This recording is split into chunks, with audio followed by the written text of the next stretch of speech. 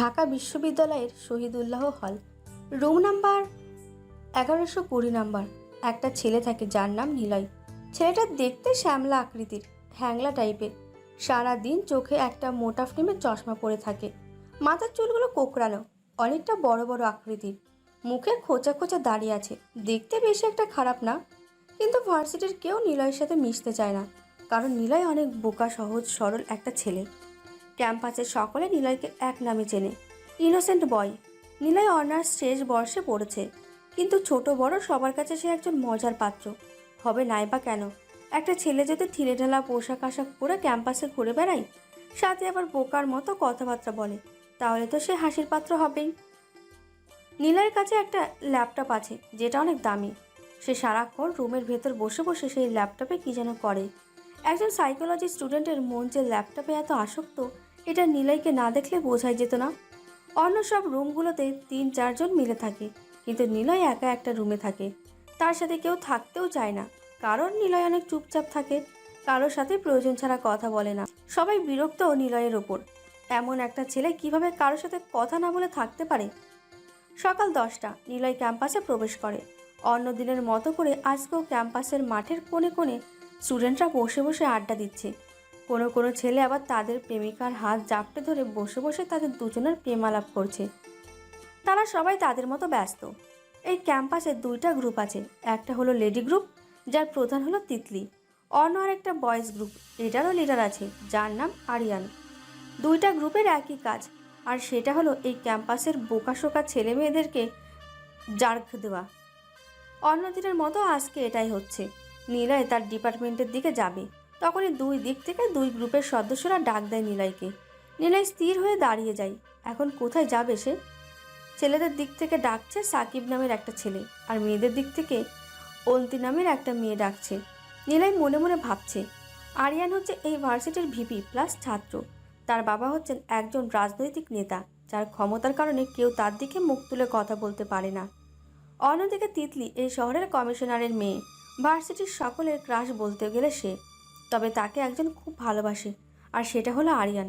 কিন্তু তিতলি আরিয়ানকে ভালোবাসে না। নিলয় ওপরের সৃষ্টিকর্তাকে স্মরণ করে ছেলেদের গ্রুপের দিকে এগিয়ে যায়। নিলয়, সাকিব তোকে ডাক দেওয়ার পর তুই এমন করে দাঁড়িয়েছিলি কেন? কথাটা বলে সিগারেটের মধ্যে আরেকটা টান দেয় আরিয়ান। নিলয় মাথাটা উঁচু করে বলে, ওই পাশ থেকে অন্তি ডাকছিল, তাই দাঁড়িয়েছিলাম। অন্তি ডেকেছে, তাহলে যাসনি কেন? আসলে ভাই, আপনার কাছে যদি না আসে, আপনি যদি পরে কিছু বলেন, তাই অন্তিদের কাছে যায়নি। হা হা হা। তার মানে তুই আমাকে ভয় পাস? এই ক্যাম্পাসে সবাই তো আপনাকে ভয় পায়, তাহলে আমি ভয় পাবো না কেন? আচ্ছা নিলয়, তুই তোর ল্যাপটপটা আমাকে দিয়ে দে। না। নিলয়ের কথা শুনে সাকিব তেড়ে আসে নিলয়কে মারার জন্য। আরিয়ান নিজের হাত দিয়ে বাধা দেয় সাকিবকে। সাকিব পিছনে যা, নিলয়কে কিছু বলতে হবে না। ভাই, এই নিলয়ের সাহস কি করে হয় তোমায় না করার? কিরে নিলয়, দেখলি আমাকে মুখে মুখে কোনো জিনিস না দেওয়ার কথা বললে পোলাপান কিভাবে খেপে যায়? এই যে আপনি কত ধনী পরিবারের সন্তান, আপনি চাইলে একটা ল্যাপটপ কিনতে পারেন। চাইলেই পারি, কিন্তু কি না কি কেন সেটা জানিস? আমি কিভাবে জানবো? পছন্দ আমার তোর ল্যাপটপটা, কারণ আমি দেখতে চাই কি আছে তোর ওই ল্যাপটপে, যার জন্য তুই রুম থেকে বের হোস না। এমনিতেই ভাই, ল্যাপটপ চালাতে আমার অনেক ভালো লাগে। ল্যাপটপ কি শুধু তোরই আছে? আরে বেটা, সবার কাছেই ল্যাপটপ আছে, কিন্তু সবাই কি তোর মতো এত আসক্ত নাকি? এবার সাকিব বলে ওঠে, ভাই, তুমি বোঝো না, এই নিলয় খ্যাতটা জীবনে প্রথম ল্যাপটপ দেখছে, আবার সেটা নিজের, তাই এমন করে চালাচ্ছে। সাকিবের কথা শুনে উপস্থিত সব ছেলেরা হাসতে থাকে। নিলয় মাথাটা নিচু করে ফেলে। সে চাইলেই কিছু বলতে পারবে না এখন, কারণ ক্ষমতা। ক্ষমতা এমন একটা জিনিস যা মানুষ অনেক সাধনার পর পেয়ে থাকে। আবার অনেকের আছে যারা কোনো সাধনা ছাড়াই ক্ষমতা পেয়ে যায়, টাকার জন্য। মূর্খকেও নেতার চেয়ারে বসাতে পারে এই টাকা। নিলয়ের কাছে টাকাও নেই, ক্ষমতাও নেই। টাকা থাকলে সে অবশ্য ক্ষমতার চেয়ার কিনে নিতে পারত, কিন্তু তার কাছে এই মহামূল্যবান জিনিসটাও নেই। আরিয়ান সবার হাসি থামিয়ে দিয়ে নিলয়কে উদ্দেশ্য করে বলে, সাকিব যা বলল তা কি সত্যি? কথাটা সত্যিও না, আবার মিথ্যাও না। তাহলে সত্যি আর মিথ্যাটা বলে দে। আমি ল্যাপটপ অনেক আগে থেকেই চালাই, আর গরিব মানুষের জানার আগ্রহ খুব বেশি, তাই আমি রুমের মধ্যে বসে থেকে ল্যাপটপই চালাই। ওই রুমের ভেতরে বসে বসে কি জানবি তুই? বের হ, শহরটা প্রতিদিন একবার করে ঘুরে দেখবি, সব কিছু জানতে আর বুঝতে পারবি। এই শহর তো আমাকে অনেক কিছু শিখিয়েছে। গ্রাম থেকে পালিয়ে আসা একজন ছেলেকে কিভাবে অপমান অপদস্থ করে তা আমি আগে থেকে জানি। তবে আমি এই ব্যস্ত শহর থেকে একটা জিনিস শিখেছি, রাতের আধারে কাউকে ছাড় দেওয়া ঠিক নয়, সেটা গরিব হোক বা ধনী। নিলয়, তুই অনেক সহজ সরল একটা ছেলে। তুই যখন প্রথম এই ক্যাম্পাসে এসেছিলি তখনকার সময়ের কথা মনে আছে? আমি অতীতকে মনে রাখি না, বর্তমানকে উপেক্ষা করে সামনে ভাবি। বাহ, বেশ ভালো করেই দেখছি কথা বলতে শিখে গেছিস। আমাকে শেখাবি? আপনাকে আমি কথা বলা কিভাবে শিখাবো? তুই এখনো বোকায় রয়ে গেলি। আমাকে কথা বলতে শিখাবি কেন? তুই আমাকে তোর কথা বলার স্টাইলটা শিখিয়ে দে। আপনি আমার ভার্সিটির বড় ভাই, আপনি আমার থেকে আরো ভালো স্টাইলে কথা বলা শিখাতে পারবেন। নিলয়, তুই কালকে ক্যাম্পাসে তোর সেই বিখ্যাত ল্যাপটপটা নিয়ে আসবি। আমি দেখতে চাই কি আছে সেই ল্যাপটপে। না না ভাই, এটা আমি কোনোভাবেই পারবো না, ক্যাম্পাসে কোনোভাবেই নয়। কেন রে, তুই আবার ল্যাপটপে ওইসব দেখিস নাকি? কথাটা বলে সবাই জোরে জোরে হাসতে থাকে। নিলয় শুধু বোকার মতো করে তাকিয়ে আছে। সাকিব কি বলছে ওইসব ভিডিও, এটার মানে বুঝতে পারছে না নিলয়। এবার আরিয়ান বলে, আমি কিন্তু না শব্দটা পছন্দ করি না। তুই কালকে ল্যাপটপটা নিয়ে আসবি, এটা আমার শেষ কথা। যদি প্রফেসর বা প্রিন্সিপাল স্যার কিছু বলেন? এই আইনের উপর কেউ কোনো কথা বলবে না, এমন দুঃসাহস ক্যাম্পাসে কারণ নেই। স্যাররা কিছু বললে আমার কথা বলবি, সব সমাধান। আরিয়ান ভাই, আমার ল্যাপটপে দেখার মতো কিছু নেই। দেখার মতো কিছু না থাকলে সাকিবের কাছ থেকে কিছু নিয়ে যাস, পরে কোনো কাজে লাগবে। তুই কালকে ল্যাপটপ নিয়ে আসবি। এখন তুই ক্লাসে যা। ভাই, আমার কথা। নিলয়কে থামিয়ে সাকিব বলে, আর কথা না, ভাই যেটা বলছে সেটাই শেষ কথা। যা এখন। তুই পরে এক সময় আমাদের সাথে দেখা করিস, ল্যাপটপ দেখার জন্য কিছু গান দিয়ে দিব। আমি গান শুনি না, ধন্যবাদ। নিলয় তার ডিপার্টমেন্টের দিকে যেতে থাকে। তৃতীয় তালার 15 নাম্বার রুমটাই নিলয়ের সাইকোলজির ক্লাসরুম। নিলয় যাওয়ার পরে সাকিব আরিয়ানকে জিজ্ঞেস করেন, ভাই, আপনার তো ল্যাপটপ আছে, তাহলে ওই নিলয় শালার পুতির ল্যাপটপ দেখছেন কেন? দেখবো ছেলেটা কি করে। এই ল্যাপটপ দিয়ে নিলয়ের রুমের পাশে যে থাকে ওর নাম মিতুল। সে আমাকে বলেছে নিলয় নাকি ল্যাপটপ দিয়ে বড় কোনো কিছু একটা করছে। আমি সেটারই রহস্য উন্মোচন করব কালকে। ভাই, একটা কথা শুনছিলেন? কি কথা? বল তাড়াতাড়ি। শিমুল কিন্তু তিতলি ভাবির পেছনে পড়ে আছে, কালকে বিকালে প্রপোজ পর্যন্ত করে ফেলেছে। কথাটা শোনা মাত্র আরিয়ান সাকিবের ডান গালে চড় বসিয়ে দেয়। সাকিব কিছু না বলে মাথাটা নিচু করে রাখে। সে জানে আরিয়ান রেগে গেলে তাকে চড় দেবেই, তাই সাকিব কোনো কথা বলে না, সব কিছু সহ্য করে নেয়। চটটা কেন মেরেছি জিজ্ঞেস করবি না? প্রয়োজন নেই ভাই, আমি জানি আপনি রেগে গেলে পাশে আমি থাকলেও চড় মারেন রাগ কমানোর জন্য। আজকে কেন মেরেছি এটা জিজ্ঞেস করবি না? কেন মেরেছেন সেটা তো আমি কখনো আপনাকে জিজ্ঞাসা করি না, আপনি সেটা জানেন ভাই। শিমুল কালকে বিকেলে তিতলিকে প্রপোজ করেছে, এটা এত লেটে বলার জন্য চটটা মেরেছি। তুই যদি কালকে বিকেলে আমাকে কথাটা বলতি তাহলে আমি শিমুলকে কি যে করতাম। শান্ত হন ভাই, আমি দেখছি শিমুলকে কী করা যায়। শালা অনেক বেড়ে গেছে, এলাকায় খুব ভাব নিয়ে চলাফেরা করে। আজকে বিকেলে শিমুলকে ধরে আমার সামনে নিয়ে আসবি। বেটাকে বুঝিয়ে দেব অন্যের ভালোবাসার মানুষকে প্রপোজ করার পরিণতি কত খারাপ হতে পারে। শিমুল ছেলেটা এলাকায় রংবাজি করে বেড়ায়। বাবা ব্যবসায়ী হওয়ার কারণে এলাকার লোকজন তাকে কিছু বলে না। ভার্সিটি থেকে কয়েক বছর আগে বিদায় নিয়েছে। সে হতে চেয়েছিল ভার্সিটির ভিপি, কিন্তু আরিয়ানের জন্য সেটা আর সম্ভব হয়নি। তাই শিমুল এখন তিতলির পেছনে পড়ে আছে। তিতলিকে নিজের প্রেমে ফাঁসিয়ে আরিয়ানের ওপর বদলা নিতে চায় সে। আরিয়ানও কম যায় না শিমুলের থেকে। আরিয়ান কখনো হারতে শেখেনি, জোর করে হলেও সে ছিনিয়ে নিয়েছে। তার কোনো জিনিসের ওপর কেউ হাত দেওয়া, এটা সে কখনো পছন্দ করে না। এবার তো শিমুল নামের ছেলেটা আরিয়ানের ভালোবাসার মানুষের দিকে হাত বাড়িয়েছে। কি হবে কে জানে। নিলয়ের সবগুলো ক্লাস শেষ হয়েছে। তিতলি সাইকোলজি নিয়ে নিলয়ের সাথেই পড়ে। নিলয় যখন তার নির্দিষ্ট জায়গায় বসে বসে ক্লাস করছিল, তখন তার মাঝে তিতলি হাত দিয়ে নিলয়কে কিছু একটা ইশারা করে বলছিল। নিলয় প্রথমে না বুঝতে পারলেও পরে যে বুঝতে পেরেছে। ক্লাস শেষে গাছতলায় দেখা করার জন্য নিলয়ের মনে একটা ভয় কাজ করতে শুরু করে। সকালে যখন অন্তি ডাক দিয়েছিল তখন নিলয় যায়নি, হয়তো এটা নিয়ে কিছু বলবে তাকে। নিলয় কিছু একটা ভেবে ক্লাস থেকে বের হয়। সিঁড়িতে নামার সময় শারমিন ম্যাডামের সাথে দেখা। নিলয় পাশ কাটিয়ে চলে যাবে তখনই ম্যাডাম হাত দিয়ে নিলয়কে আটকায়। নিলয় বিরক্ত হয়ে দাঁড়িয়ে যায়। শারমিন ম্যাডাম দেখতে অনেক সুন্দরী, বয়সটা প্রায় 30-এর কাছাকাছি, এখনও বিয়ে করেনি। ভার্সিটির শত শত ছেলের ক্রাশইনি, কিন্তু তিনি কাউকে পাত্তা দেয় না। কিছুদিন যাবৎ শারমিন ম্যাডাম নিলয়ের কাছাকাছি থাকছে। ক্লাসের সময় নিলয়ের সাথে প্রয়োজনে অপ্রয়োজনে কথা বলে। নিলয় এই ব্যাপারে খুবই বিরক্ত বোধ করে। ম্যাডামের দিক চিন্তা করে সে কিছু বলে না, সম্মান দিয়ে যায়। আজকে এসে সরাসরি হাত ধরে ফেলেছে। নিলয় জোর করে হাত ছাড়িয়ে নেয়। কি হলো নিলয়, তুমি এমন করছো কেন? কেমন করছি আমি? এই যে হাতটা ছুটিয়ে নিলে কেন? তাহলে কি করব আমি? কেউ যদি এমন অবস্থায় দেখে ফেলতো তাহলে কি হতো আপনি জানেন? কি আর হতো, সবাই বলা বলি করতো শারমিন ম্যাডাম ভার্সিটির সবচেয়ে বোকা ছেলের হাত ধরেছিল। ম্যাডাম, আপনি জানেন আমি একজন গরিব বোকাশোকা ছেলে, তাহলে আপনি আমার সাথে এমন করছেন কেন? আমার এমন একটা ছেলেই পছন্দ। এমন ছেলে পছন্দ মানে কি বলতে চাচ্ছেন আপনি? তেমন কিছু না, আবার অনেক কিছু। তুমি না সাইকোলজির স্টুডেন্ট, তাহলে বুঝতে পারছো না আমি কি বোঝাতে চাচ্ছি?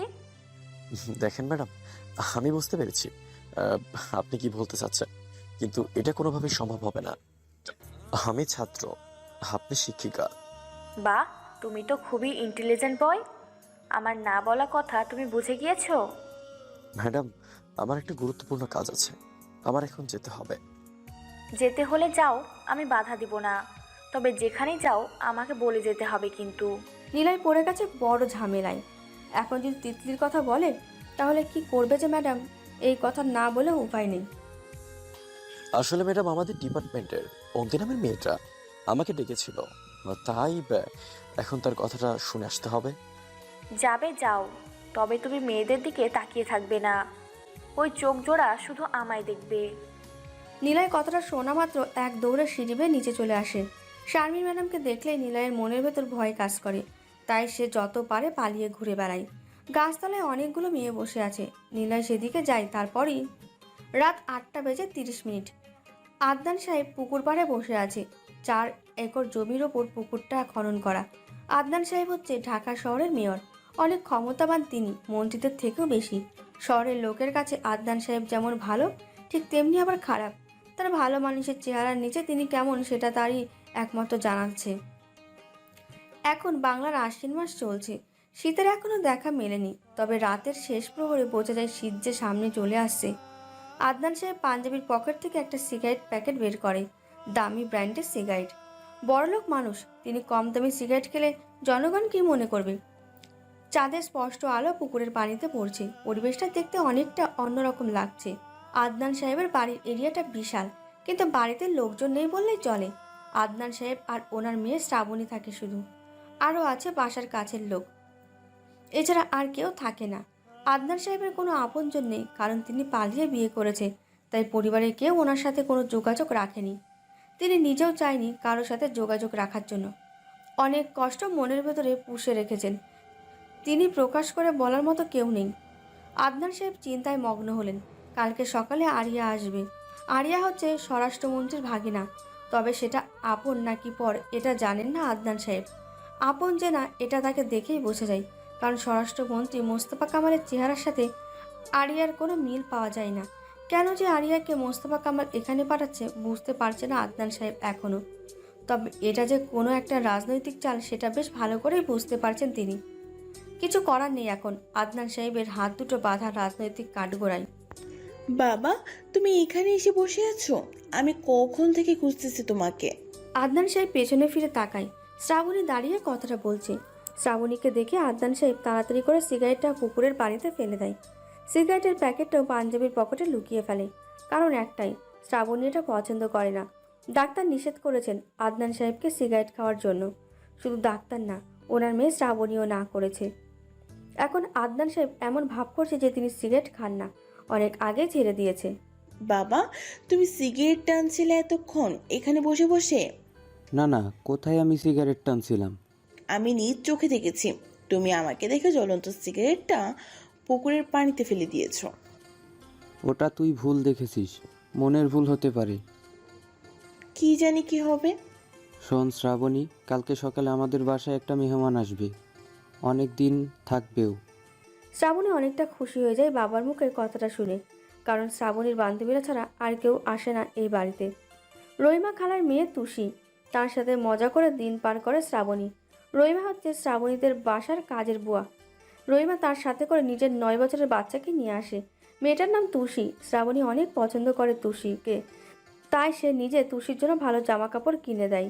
শ্রাবণী বাসায় থাকলে তুষির সঙ্গে কথা বলে সময় পার করতে পারে। একটা বয়ফ্রেন্ডও নেই যে কথাবার্তা বলে সময় পার করতে পারবে। কালকে আরেকটা নতুন মেহমান আসবে, তার সাথে কথা বলতে পারবে শ্রাবণী। এটা ভাবতেই মনটা কেমন উৎফুল্ল হয়ে আছে। কিন্তু কে আসবে? নতুন মেহমান। শ্রাবণী ছোট থেকে বড় হয়েছে এই বাড়িতে। এর মধ্যে যারা বেড়াতে এসেছে তারা কেবল 2-1 দিন থেকেছে, এর বেশি নয়। কিন্তু কালকে কে আসবে যে অনেক দিন থাকার জন্য আসছে? শ্রাবণী প্রশ্ন করে। আচ্ছা বাবা, কি আসবে আমাদের বাসায়? এমন অবাক হয়ে আসিস কেন? কালকে সকালে আসলেই দেখতে পাবি। এখন বলে কি হয়, বলো না বাবা।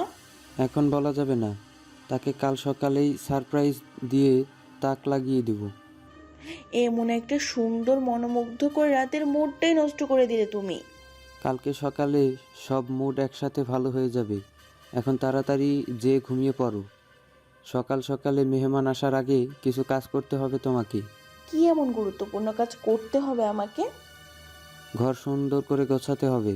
সবগুলো রুমে তো ভালো করে গোছানো আছে, তাহলে নতুন করে আবার কি করতে হবে? আদনান সাহেব কিছু বলবে, এর সাথে সাথে ওনার পাঞ্জাবির বাম পাশের পকেটে থাকা মোবাইল ফোনটা শব্দ করে বেজে ওঠে। মোবাইলের স্ক্রিনে দেখা স্বরাষ্ট্রমন্ত্রী। আদনান সাহেব হাত দিয়ে শ্রাবণীকে ইশারা করে চলে যাওয়ার জন্য। গুরুত্বপূর্ণ কল এসেছে। শ্রাবণী মাথা ঝাঁকিয়ে পেছনের দিকে হাঁটা ধরে।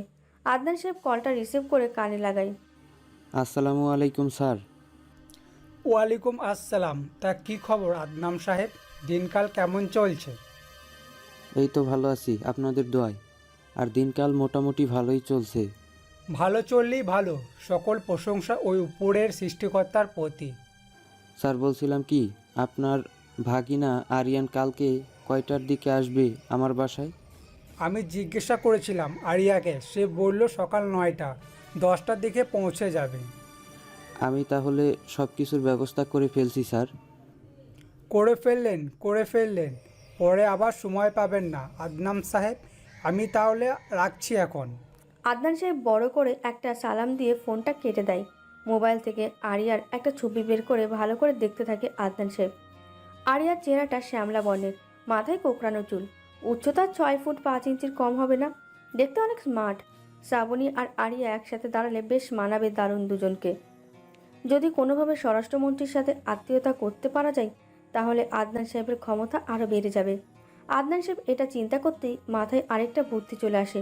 শ্রাবণীকে দিয়ে আরিয়ার সাথে প্রেম ভালোবাসার একটা সম্পর্ক তৈরি করতে পারলে মন্দ হয় না। ভাবতেই মজা পাচ্ছে আদনান সাহেব। তবে একটা জিনিস এখনও তিনি বুঝতে পারছেন না যে আরিয়াকে কেন এই বাড়িতে পাঠানো হলো। এই শহরে তো আরও রাজনৈতিক নেতা আছে, তাদের বাসায় আরিয়াকে পাঠালেও তো পারত। কিন্তু স্বরাষ্ট্রমন্ত্রী মোস্তফা কামাল এটা না করে আদনান সাহেবের বাসাতেই থাকার জন্য পাঠাচ্ছে। আদনান সাহেবের গভীর মনোযোগ এখনও পড়ে আছে মোবাইলের স্ক্রিনের ওপর। আরিয়াকে নিখুঁতভাবে দেখে যাচ্ছে। আরিয়ার মতো একই চেহারার ব্যক্তি দেখেছে আদনান সাহেব। ছবির মতো করে এত স্টাইলিশ করা চুল না, এত দামি পোশাক আশাক পরা অবস্থায়ও না, কিন্তু সেটা কোথায় জানা নেই। একই চেহারার মানুষ এই শহরে দুটো আছে, তাহলে আরেকজন কোথায়? প্রশ্নটা মাথায় ঘুরপাক খাচ্ছে আদনান সাহেবের মাথায়। পাঞ্জাবির পকেট থেকে সিগারেটের প্যাকেটটা বের করে সামনে নিয়ে আসে আদনান সাহেব। আরেকটা সিগারেট জ্বালাবেন কি না এটা নিয়ে সংকোচ তৈরি হয়েছে মনে। গায়ে কোম্পানি নিজে লিখে দেয় ধূমপান স্বাস্থ্যের জন্য ক্ষতিকর, কিন্তু জেনেও কত শত মানুষ খেয়েই যাচ্ছে। আদনান সাহেবের ফুসফুসের ভেতর একটা রোগ ধরা পড়েছে, যার কারণে ডাক্তার নিষেধ করেছে সিগারেট খাওয়ার জন্য। কিন্তু আদনান সাহেব অতিরিক্ত সিগারেট খেয়েই যাচ্ছে। আর কিছু না ভেবে পকেট থেকে সিগারেট বের করে ঠোঁটে লাগায়, লম্বা করে 2টা টান দিয়ে আবার 2 আঙুলের মধ্যে রেখে দেয়। আদনান সাহেব পুকুর পাড়ে বসা থেকে উঠে দাঁড়ায়। এখন বাসায় চলে যেতে হবে, কেননা শ্রাবণী খাবার টেবিলে অপেক্ষা করছে। জোরে জোরে হাঁটা দিয়ে আদনান সাহেব বাসায় যেতে থাকে। সকাল 9:15 শ্রাবণী আর আদনান সাহেব বাসার মেন দরজার সামনে দাঁড়িয়ে আছে। শ্রাবণীর আর অপেক্ষা করতে পারছে না মেহমানকে দেখার জন্য। আজ সে অনেক খুশি, বাড়িতে নতুন মেহমান আসবে এটা ভেবেই কত আয়োজন। আকাশের সূর্যটা আজকে তেমন আলো দিচ্ছে না, কেমন যেন নিভু নিভু আলো দিচ্ছে। যাই হোক, শ্রাবণীর অপেক্ষার অবসান ঘটিয়ে একটা ব্ল্যাক কালারের দামি গাড়ি বাসার গেট টপকে শ্রাবণীদের থেকে হালকা দূরত্বে এসে থামে। শ্রাবণী অধীর আগ্রহ নিয়ে তাকিয়ে আছে। সময়টা যেন থেমে গেছে, চলার কোনো নামই নিচ্ছে না। ব্ল্যাক কালারের গাড়ি থেকে একটা সুদর্শন যুবক নামে, হাতে একটা হোয়াইট কালারের লাগেজ, পরনে তার কালো কালারের একটা ব্র্যান্ডেড কোট, কালো স্কিলের প্যান্ট, কালো রঙের জুতা, চোখে স্টাইল চশমা, কুকরানো চুল, গালে কোচা কোচা দাড়ি, মুখের ভেতর কিছু একটা চিবোচ্ছে ছেলেটা, মনে হচ্ছে চুইংগাম চিবোচ্ছে। সেটা চুইংগাম চিবোতে চিবোতে এগিয়ে এসে শ্রাবণীদের সামনে। শ্রাবণী, এটা হলো আরিয়ান, যার কথা কালকে রাতে তোমাকে বলেছিলাম। কথাটা শুনে শ্রাবণীর ধ্যান ভাঙে। শ্রাবণী তাকায় আরিয়ার দিকে। কেমন আছেন আঙ্কেল? বেশি একটা ভালো না। ভালো থাকি কি করে বলো? শরীর খারাপ, রোগ বেঁধেছে। তোমার কি অবস্থা সেটা বলো। এই তো আছি মোটামুটি ভালো। আরিয়া, এটা আমার মেয়ে শ্রাবণী। ডান হাতটা বাড়িয়ে দেয় আরিয়ার দিকে, কিন্তু অবাক করার বিষয় হচ্ছে আরিয়া শ্রাবণীর হাতের সাথে হাত মেলাচ্ছে না। শ্রাবণী রেগে যায় আরিয়ার এমন ব্যবহারে। আমি আরিয়ান, আপনি শ্রাবণী তাই তো? শ্রাবণী মাথা নাড়িয়ে হ্যাঁ সূচক ইঙ্গিত করে, যার মানে হচ্ছে সে শ্রাবণী। আরিয়া মুচকি হাসে, ছেলেটার হাসিটা খুবই সুন্দর, হাসলে ডান গালে টোল পড়ে। আঙ্কেল, আমি খুবই টায়ার্ড। আমার রুমটা কোথায় যদি সেটা দেখিয়ে দিতেন। অবশ্যই দেখিয়ে দিবে শ্রাবণী। আদনান সাহেব শ্রাবণীকে উদ্দেশ্য করে বলে, শ্রাবণী মা আমার, আরিয়াকে ওপরের রুমটা দেখিয়ে দেও। এই যে আমার পিছনে পিছনে আসেন। আরিয়াকে উদ্দেশ্য করে কথাটা যে বলেছে শ্রাবণী, এটা বুঝতে কোনো অসুবিধা হয়নি আরিয়ার। যথারীতিতে আরিয়া যেতে থাকে শ্রাবণীর পেছনে পেছনে। তখন আপনি হাত মিলিয়েছেন না কেন আমার সাথে? আরিয়া এসে যখন নিজের রুমের মধ্যে প্রবেশ করে তখন এই কথাটা বলে ওঠে শ্রাবণী। আরিয়া অবাক হয় না, কারণ সে জানে কাউকে পাত্তা না দিয়ে সে বারবার জিজ্ঞেস করবে কেন তাকে পাত্তা দেয়নি, আরও কত কিছু। আরিয়া ঠোঁটের কোণে হাসি ঝুলিয়ে রেখে বলে, আমি যে কোনো মেয়ের সাথে হাত মিলাতে পারি না। যে কোনো মেয়ে মানে কি? এর মধ্যে কি আমিও আছি নাকি? অবশ্যই তুমি আছো। সরি তুমি করে বলে ফেললাম। আর এমনিতেও তুমি বললে সমস্যা হবে না, কারণ তুমি আমার বয়সের তুলনায় অনেক ছোট। এখন শোনো, তোমার হাতের সাথে আমার হাত এখনো পর্যন্ত স্পর্শ করিনি, তাহলে তো তুমি যে কোনো মেয়ে। আপনার সাথে আমার হাত মেলানোর এত শখ না। আমি কিন্তু প্রথম হাত এগিয়ে দিইনি। উফ, আপনি খুব ঝামেলার একটা লোক তো। মানুষের পায়ে পাড়া দিয়ে ঝগড়া করার স্বভাব আপনার। মোটেও আমি এমনটা না। আমি কেমন সেটা তোমার বাবা থেকে জেনে নিও, তিনি সেটা খুব ভালো করেই জানে। বাবাকে আর জিজ্ঞেস করতে হবে না, আমি বুঝে গেছি আপনি কেমন টাইপের লোক। আরিয়াকে আর কিছু বলতে না দিয়ে শ্রাবণী চলে যায় রুম থেকে। আরিয়া শ্রাবণীর যাওয়ার দিকে তাকিয়ে থাকে।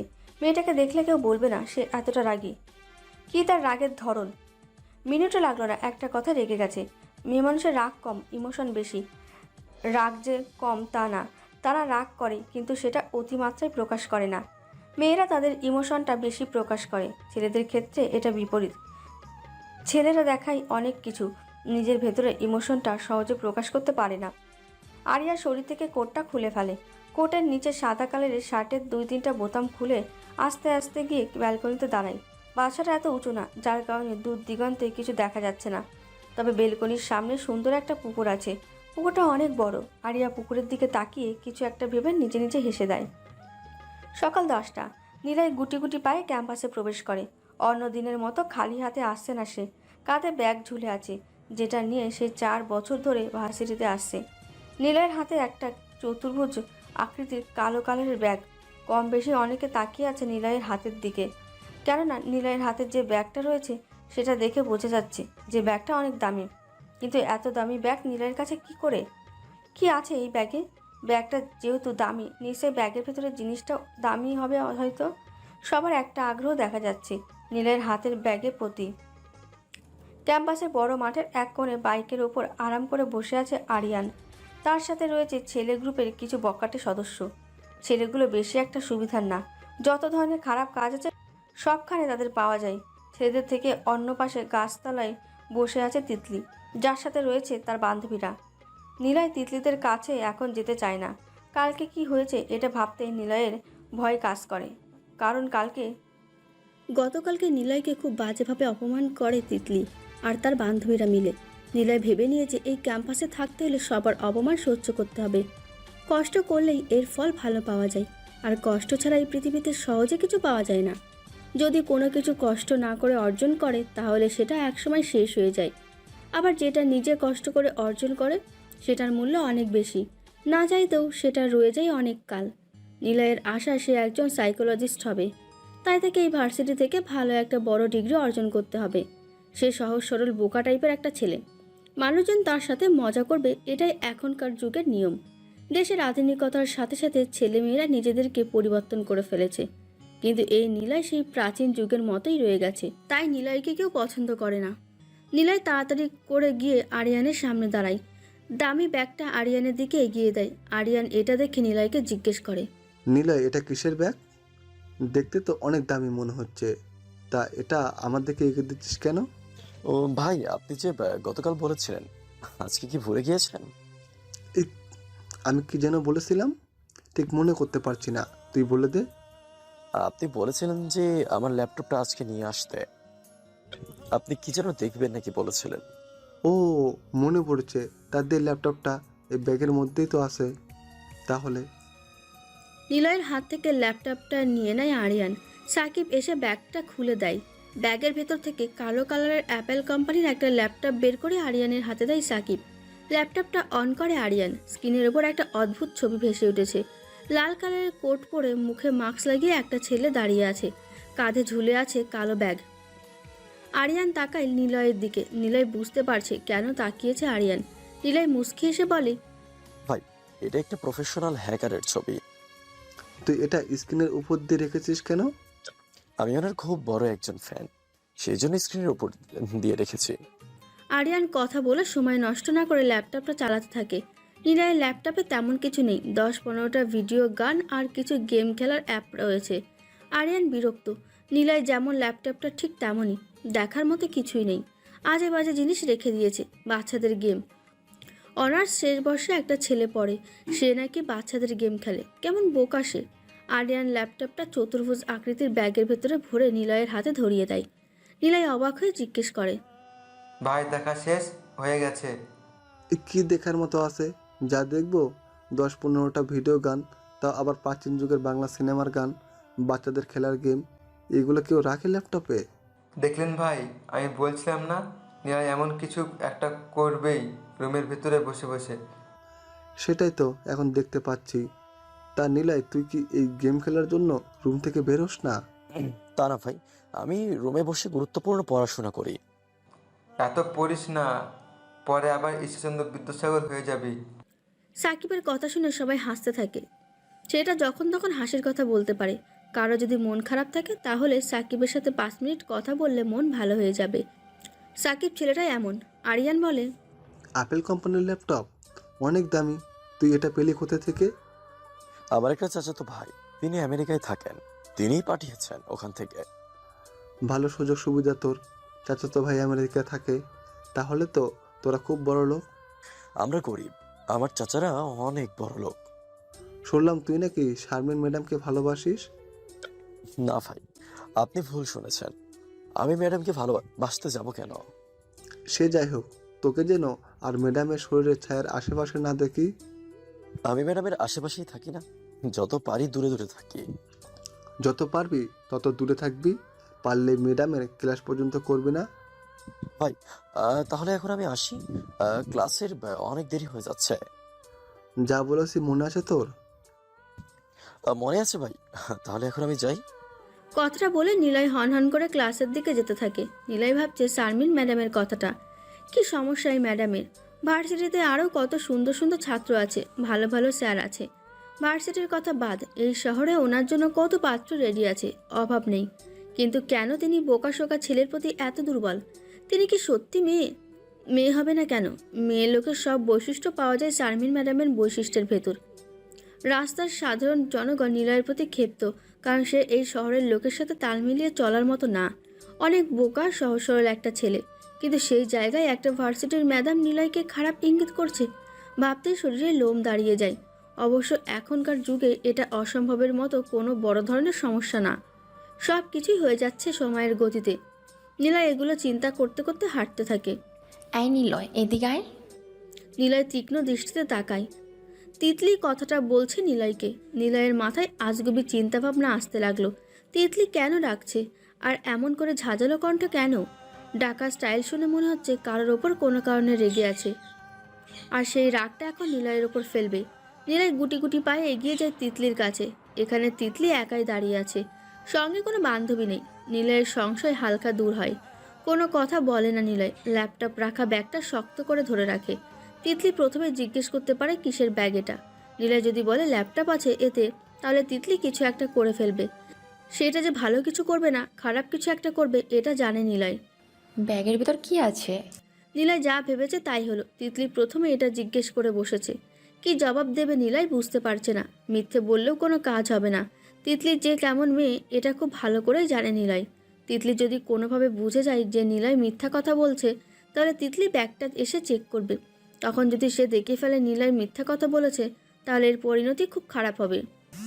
কি রে, বলছিস না কেন? কি আছে এই ব্যাগের মধ্যে? কিছু না, সামান্য ছোট একটা জিনিস। জিনিস তো জিনিসই, সেটা ছোট হোক বা বড়। বল কি এমন সামান্য জিনিস আছে এই ব্যাগে? ল্যাপটপ আছে। ল্যাপটপ? তা তুই পেলি কোথায় ল্যাপটপ? তোকে দেখে তো মনে হয় না তুই ল্যাপটপ ব্যবহার করিস। নতুন কিনেছি। তা ব্যাগ থেকে বের কর দেখি তুই কেমন ল্যাপটপ ব্যবহার করিস। ক্লাসের সময় হয়ে আসছে, এখন দেখাতে পারবো না। ক্লাস শেষ হলে দেখাবো। ক্লাস করা যাবে পরেও, এখন তুই বের কর ল্যাপটপটা, আমি দেখতে চাই। প্রচণ্ড রাগ লাগছে নিলয়ের, কিন্তু কিছু করার নেই এখন। সে একটা গরিব ছেলে, তিতলি ধনী পরিবারের মেয়ে। এখন নিলয় চাইলেও কিছু বলতে পারবে না। বলতে গেলে নিলয়ের অসম্মান হবে। এই ক্যাম্পাসে নিলয়ের সম্মান বলতে কিছুই নেই। তাহলে সম্মান নষ্ট হবে কোথা থেকে? তবুও নিলয় আজকে অন্যদের থেকে অনেক ভালো আছে মনে করে নিলয় আস্তে আস্তে করে ব্যাগের চেনটা খোলে। ভেতর থেকে তার ল্যাপটপটা তিতলির হাতে দেয়। তিতলির ল্যাপটপ হাতে নিয়ে দেখতে থাকে। নিলয়ের ল্যাপটপটা অনেক দামি। এমন একটা দামি জিনিস পেয়েছে কোথা থেকে ছেলেটা? চুরি করেনি তো? কিন্তু চুরি করবে কিভাবে? নিলয় যে বোকা ছেলে, দেখা গেছে চুরি করতে গিয়ে ধরা পড়ে গণপিটুনি খেলো। তিতলি ঠান্ডা মাইন্ডে ঠান্ডা মাথায় বলে, কোথা থেকে পেয়েছিস এই ল্যাপটপটা? পাবো কেন? ল্যাপটপ কি কুড়িয়ে পাওয়ার জিনিস? আস্তে আস্তে দেখছি মাথায় বুদ্ধি বের হচ্ছে। খুব তাড়াতাড়ি মানুষের কথা জবাব দিতে পারিস। ব্যাপার কি? ল্যাপটপ চালিয়ে এমন হয়েছিস? আমার মাথায় কি আগে কোনো বুদ্ধি ছিল না? এখন কি নতুন করে আবির্ভাব হয়েছে নাকি? পাগল কি কখনো নিজে বলে যে সে ভালো সুস্থ একটা মানুষ? পাগল তো পাগলই। আমার সাথে পাগলের সম্পর্ক কি? আরে বোকা, এটা আমি উদাহরণ হিসেবে তোকে বলেছি। তুই আসলে কোনোদিনও চালাক চতুর হতে পারবি না। আমার আর কিছু হওয়া লাগবে না, ল্যাপটপটা দিয়ে দিই, আমি ক্লাসে যাব। ক্লাসে কি তুই একা যাবি নাকি আমিও তো যাব? আগে ভালো করে দেখে নেই তোর মতো খ্যাত ছেলে কি দেখে ল্যাপটপের মধ্যে।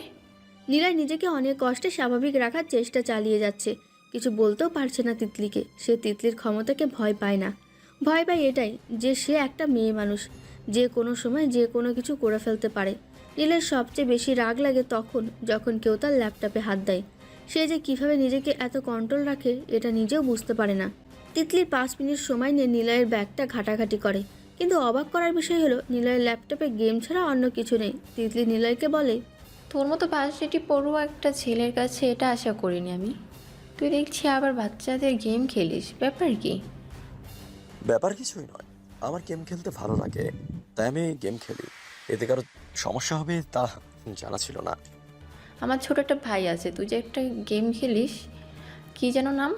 ওই যে কথা বলে, যেটা বলে ফ্রি ফ্রি কি যেন একটা? ফ্রি ফায়ার, এটাই তো? ঠিক, একদম ঠিক, এটাই। আমার ছোটো ভাই ক্লাস 7-এ পড়ে সে এমন একটা গেম খেলে, আর তুই সেই গেমটা ভার্সিটি পড়েও খেলিস? কি এমন আছে এই গেমে? কি আছে তা আমি গুছিয়ে বলতে পারবো না। আপনি গিয়ে আপনার ছোট ভাইকে জিজ্ঞাসা করবেন, সে ভালো করে বুঝিয়ে দিবে আপনাকে। আমার বুঝতে হবে না, আচ্ছা নিলয়, তুই কি করিস? তোর বাবা মা কি করে? আমার বাবা মা কি করেন তা আমি জানি না, কিন্তু আমি কিছু করি না এটাই জানি। আমার কাছে তোর জন্য একটা চাকরি ব্যবস্থা আছে, করবি তুই? ভালো বেতন পাবি। আমার চাকরি করা লাগবে না, এমনিতেই ভালো চলি আমি। গরিবের এই একটাই সমস্যা, নিজে যে ছোট লোক এটা সে প্রকাশ করতে চায় না। ধনীর দেওয়া কোনো কিছুতে সহজে রাজি হয় না। তোর স্বভাবটা দেখছি এমন। আমি যে গরিব তাই এরকম। আপনি তো মহাধনী, আর আপনি যে কেমন চাকরি দিবেন আমায় আমার খুব সেটা ভালো করেই জানা আছে। নিলয় নিজেকে আর কন্ট্রোল করতে না পেরে রেগে গিয়ে তিতলির হাত থেকে নিজের ল্যাপটপটা নিয়ে ব্যাগে ভরে ক্লাসের দিকে যেতে থাকে। রাত 12:20 নিলয় এসে হলের বারান্দায় দাঁড়ায়। একটা মেয়ের কান্না করার শব্দ ভেসে আসছে। কান্নার আওয়াজটা বেশি দূর থেকে আসছে না, তার রুম থেকে একটা রুম পড়ে, রুম নাম্বার 1122। প্রতিদিনই মেয়ের কান্নার শব্দ আসে। 1122 নাম্বার রুমটা সাইদ ভাইদের রুম। তার সাথে আরও দুজন থাকে, শামীম আর শ্রাবণ। নিলয়ের থেকে সিনিয়র সাইদ, শামীম, শ্রাবণ আর তার বন্ধু বান্ধব। সাইদরা যে কেমন ভার্সিটির সবাই জানে। আরিয়ানের সাথে বন্ধু তারা। প্রতিদিনই সাইদের রুমে মেয়ে আসে, হয়তো সেই মেয়েকে তিনজন মিলে হিংস্র পশুর মতো কুবড়ে কুবড়ে হরণ করছে, আর মেয়েটা উপায় না পেয়ে অসহায়ের মতো চিৎকার করছে। রাত 12টার দিকে সবাই নিজেদের দিনের ব্যস্ততা সমাপ্ত করে ঘুমের ঘরে চলে যায়। জেগে থাকার মতো কেউ নেই। কে শুনবে এই অসহায় মেয়ের আর্তনাদ চিৎকার? কেউ শুনলেও এগিয়ে আসবে না সাহায্য করার জন্য। কান্নার আওয়াজ অনেকটা কমে গেছে, হয়তো সেই হিংস্র পশুদের হাত থেকে মেয়েটা রেহাই পেয়েছে। কি মজা পায় এই মানুষ নামের জানোয়াররা 10 মিনিটের তৃপ্তির জন্য হাসি খুশি থাকা একটা মেয়ের জীবন নষ্ট করে। নিলয় যদি পারত তাহলে সাহিদ সহ তার দলবলকে মেরে ফেলতো, কিন্তু তেমন কোনো ক্ষমতা নিলয়ের কাছে নেই। 1122 নাম্বার রুম থেকে দুটো ছেলে বের হয়। নিলয় নিজেকে স্বাভাবিক করে একটু এগিয়ে যায় দেখার জন্য কে এই দুটো ছেলে। তারপরই নিলয় এটা কি দেখল, ছেলে দুটো শামীম আর শ্রাবণ নিজেই। নিলয় ভালো করে লক্ষ্য করে যে শ্রাবণ নামের ছেলেটা রুমের ভেতর থেকে কাউকে টেনে বের করছে। অচেনা সেই ব্যক্তিকে নিচের ফ্লোরে রেখে দিয়েছে। মুখটা স্পষ্ট বোঝা যাচ্ছে না, তবে নিচে পড়ে থাকা লোকটা যে একজন মেয়ে এটা বুঝতে পারছে নিলয়। তাহলে কি মেয়েটাকে সবাই মিলে মেরে দিয়েছে? হয়তো মেরে দিয়েছে, না হলে কি আর এমন করে নিচে ফেলে দিয়েছে? শামীম আর শ্রাবণ দুজনে ফিসফিস করে কি যেন বলছে, নিলয় ভালো করে বুঝতে পারছে না। শামীম নিচে পড়ে থাকা মেয়েটার হাত দুটো ধরে, আর শ্রাবণ পা দুটো ধরে টানতে থাকে।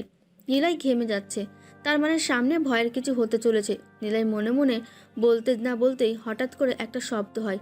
শব্দটা যেন নিলয়ের পেছন থেকে আসছে। শামীম আর শ্রাবণ পেছনে ফিরে তাকায়, কেউ নেই। তাহলে কিসের শব্দ হলো? এই অন্ধকারের মধ্যে কে রুম থেকে বের হবে? শামীম ফিসফিস করে বলে, কি রে শ্রাবণ, কিসের শব্দ হলো এটা? আমি কিভাবে বলবো, তুইও এখানে আমিও তো এখানে। আমার মনে হয় কি জানিস, শব্দটা ভূত পেতে করছে। তুই কি পাগল? এত পৃথিবীর ভূত বলতে কিছু নেই, তাহলে কোথা থেকে এসে ভূত শব্দ করবে? তাহলে কে শব্দ করেছে? রুম থেকে কেউ বের হয়েছে হয়তো। এত রাতে কেউ বের হবে এটা তুই বললেই আমি বিশ্বাস করব? আর কথা না বলে তাড়াতাড়ি তাড়াতাড়ি করে মেয়েটাকে ফেলে দিয়ে আসি। আমি আর যেতে পারবো না, তুই একা একা যা, আমার খুব ভয় পাচ্ছে। দেখ সাহেব, যদি জানতে পারে তুই আমার সাথে যাসনি তাহলে কি হবে ভাবতে পারছিস? সাইদের কথা শুনে শামীমের মনটা খারাপ হয়ে যায়। এখন যদি মেয়েটাকে তারা ফেলে না দিয়ে আসে আর হলের কেউ যদি দেখে ফেলে কি হবে ভাবতেই শামীমের বুক কেঁপে উঠছে। কোথায় ফেলে দিয়ে আসবি মেয়েটাকে? ওই পাশের বস্তিবাতে। আজকে শালিটা অল্পতেই মরে গেছে। 3 জন মিলে খেয়েছি, আবারও অল্প বয়স, হয়তো এই জন্যে মরে গেছে। আগে তো অল্প বয়সে অনেকজন এসেছিল, কিন্তু ওরা মারা যায়নি কেন? কি জানি, এখন কথা না বলে চল তাড়াতাড়ি করে। দুজন মিলে মেয়েটাকে ধরাধরি করে নিয়ে যেতে থাকে। পেছন থেকে সব কিছু দেখছে নিলয়। ছেলেগুলো কেমন খারাপ, একটা মেয়েকে বস্তি এলাকা থেকে উঠিয়ে এনে ধর্ষণ করে মেরে ফেলেছে। রাতের আধারে করেছে, কোনো প্রমাণ নেই, কেউ কিছু বলতে পারবে না। এদের মতো ছেলেদের কি কোনো বিচার হবে না?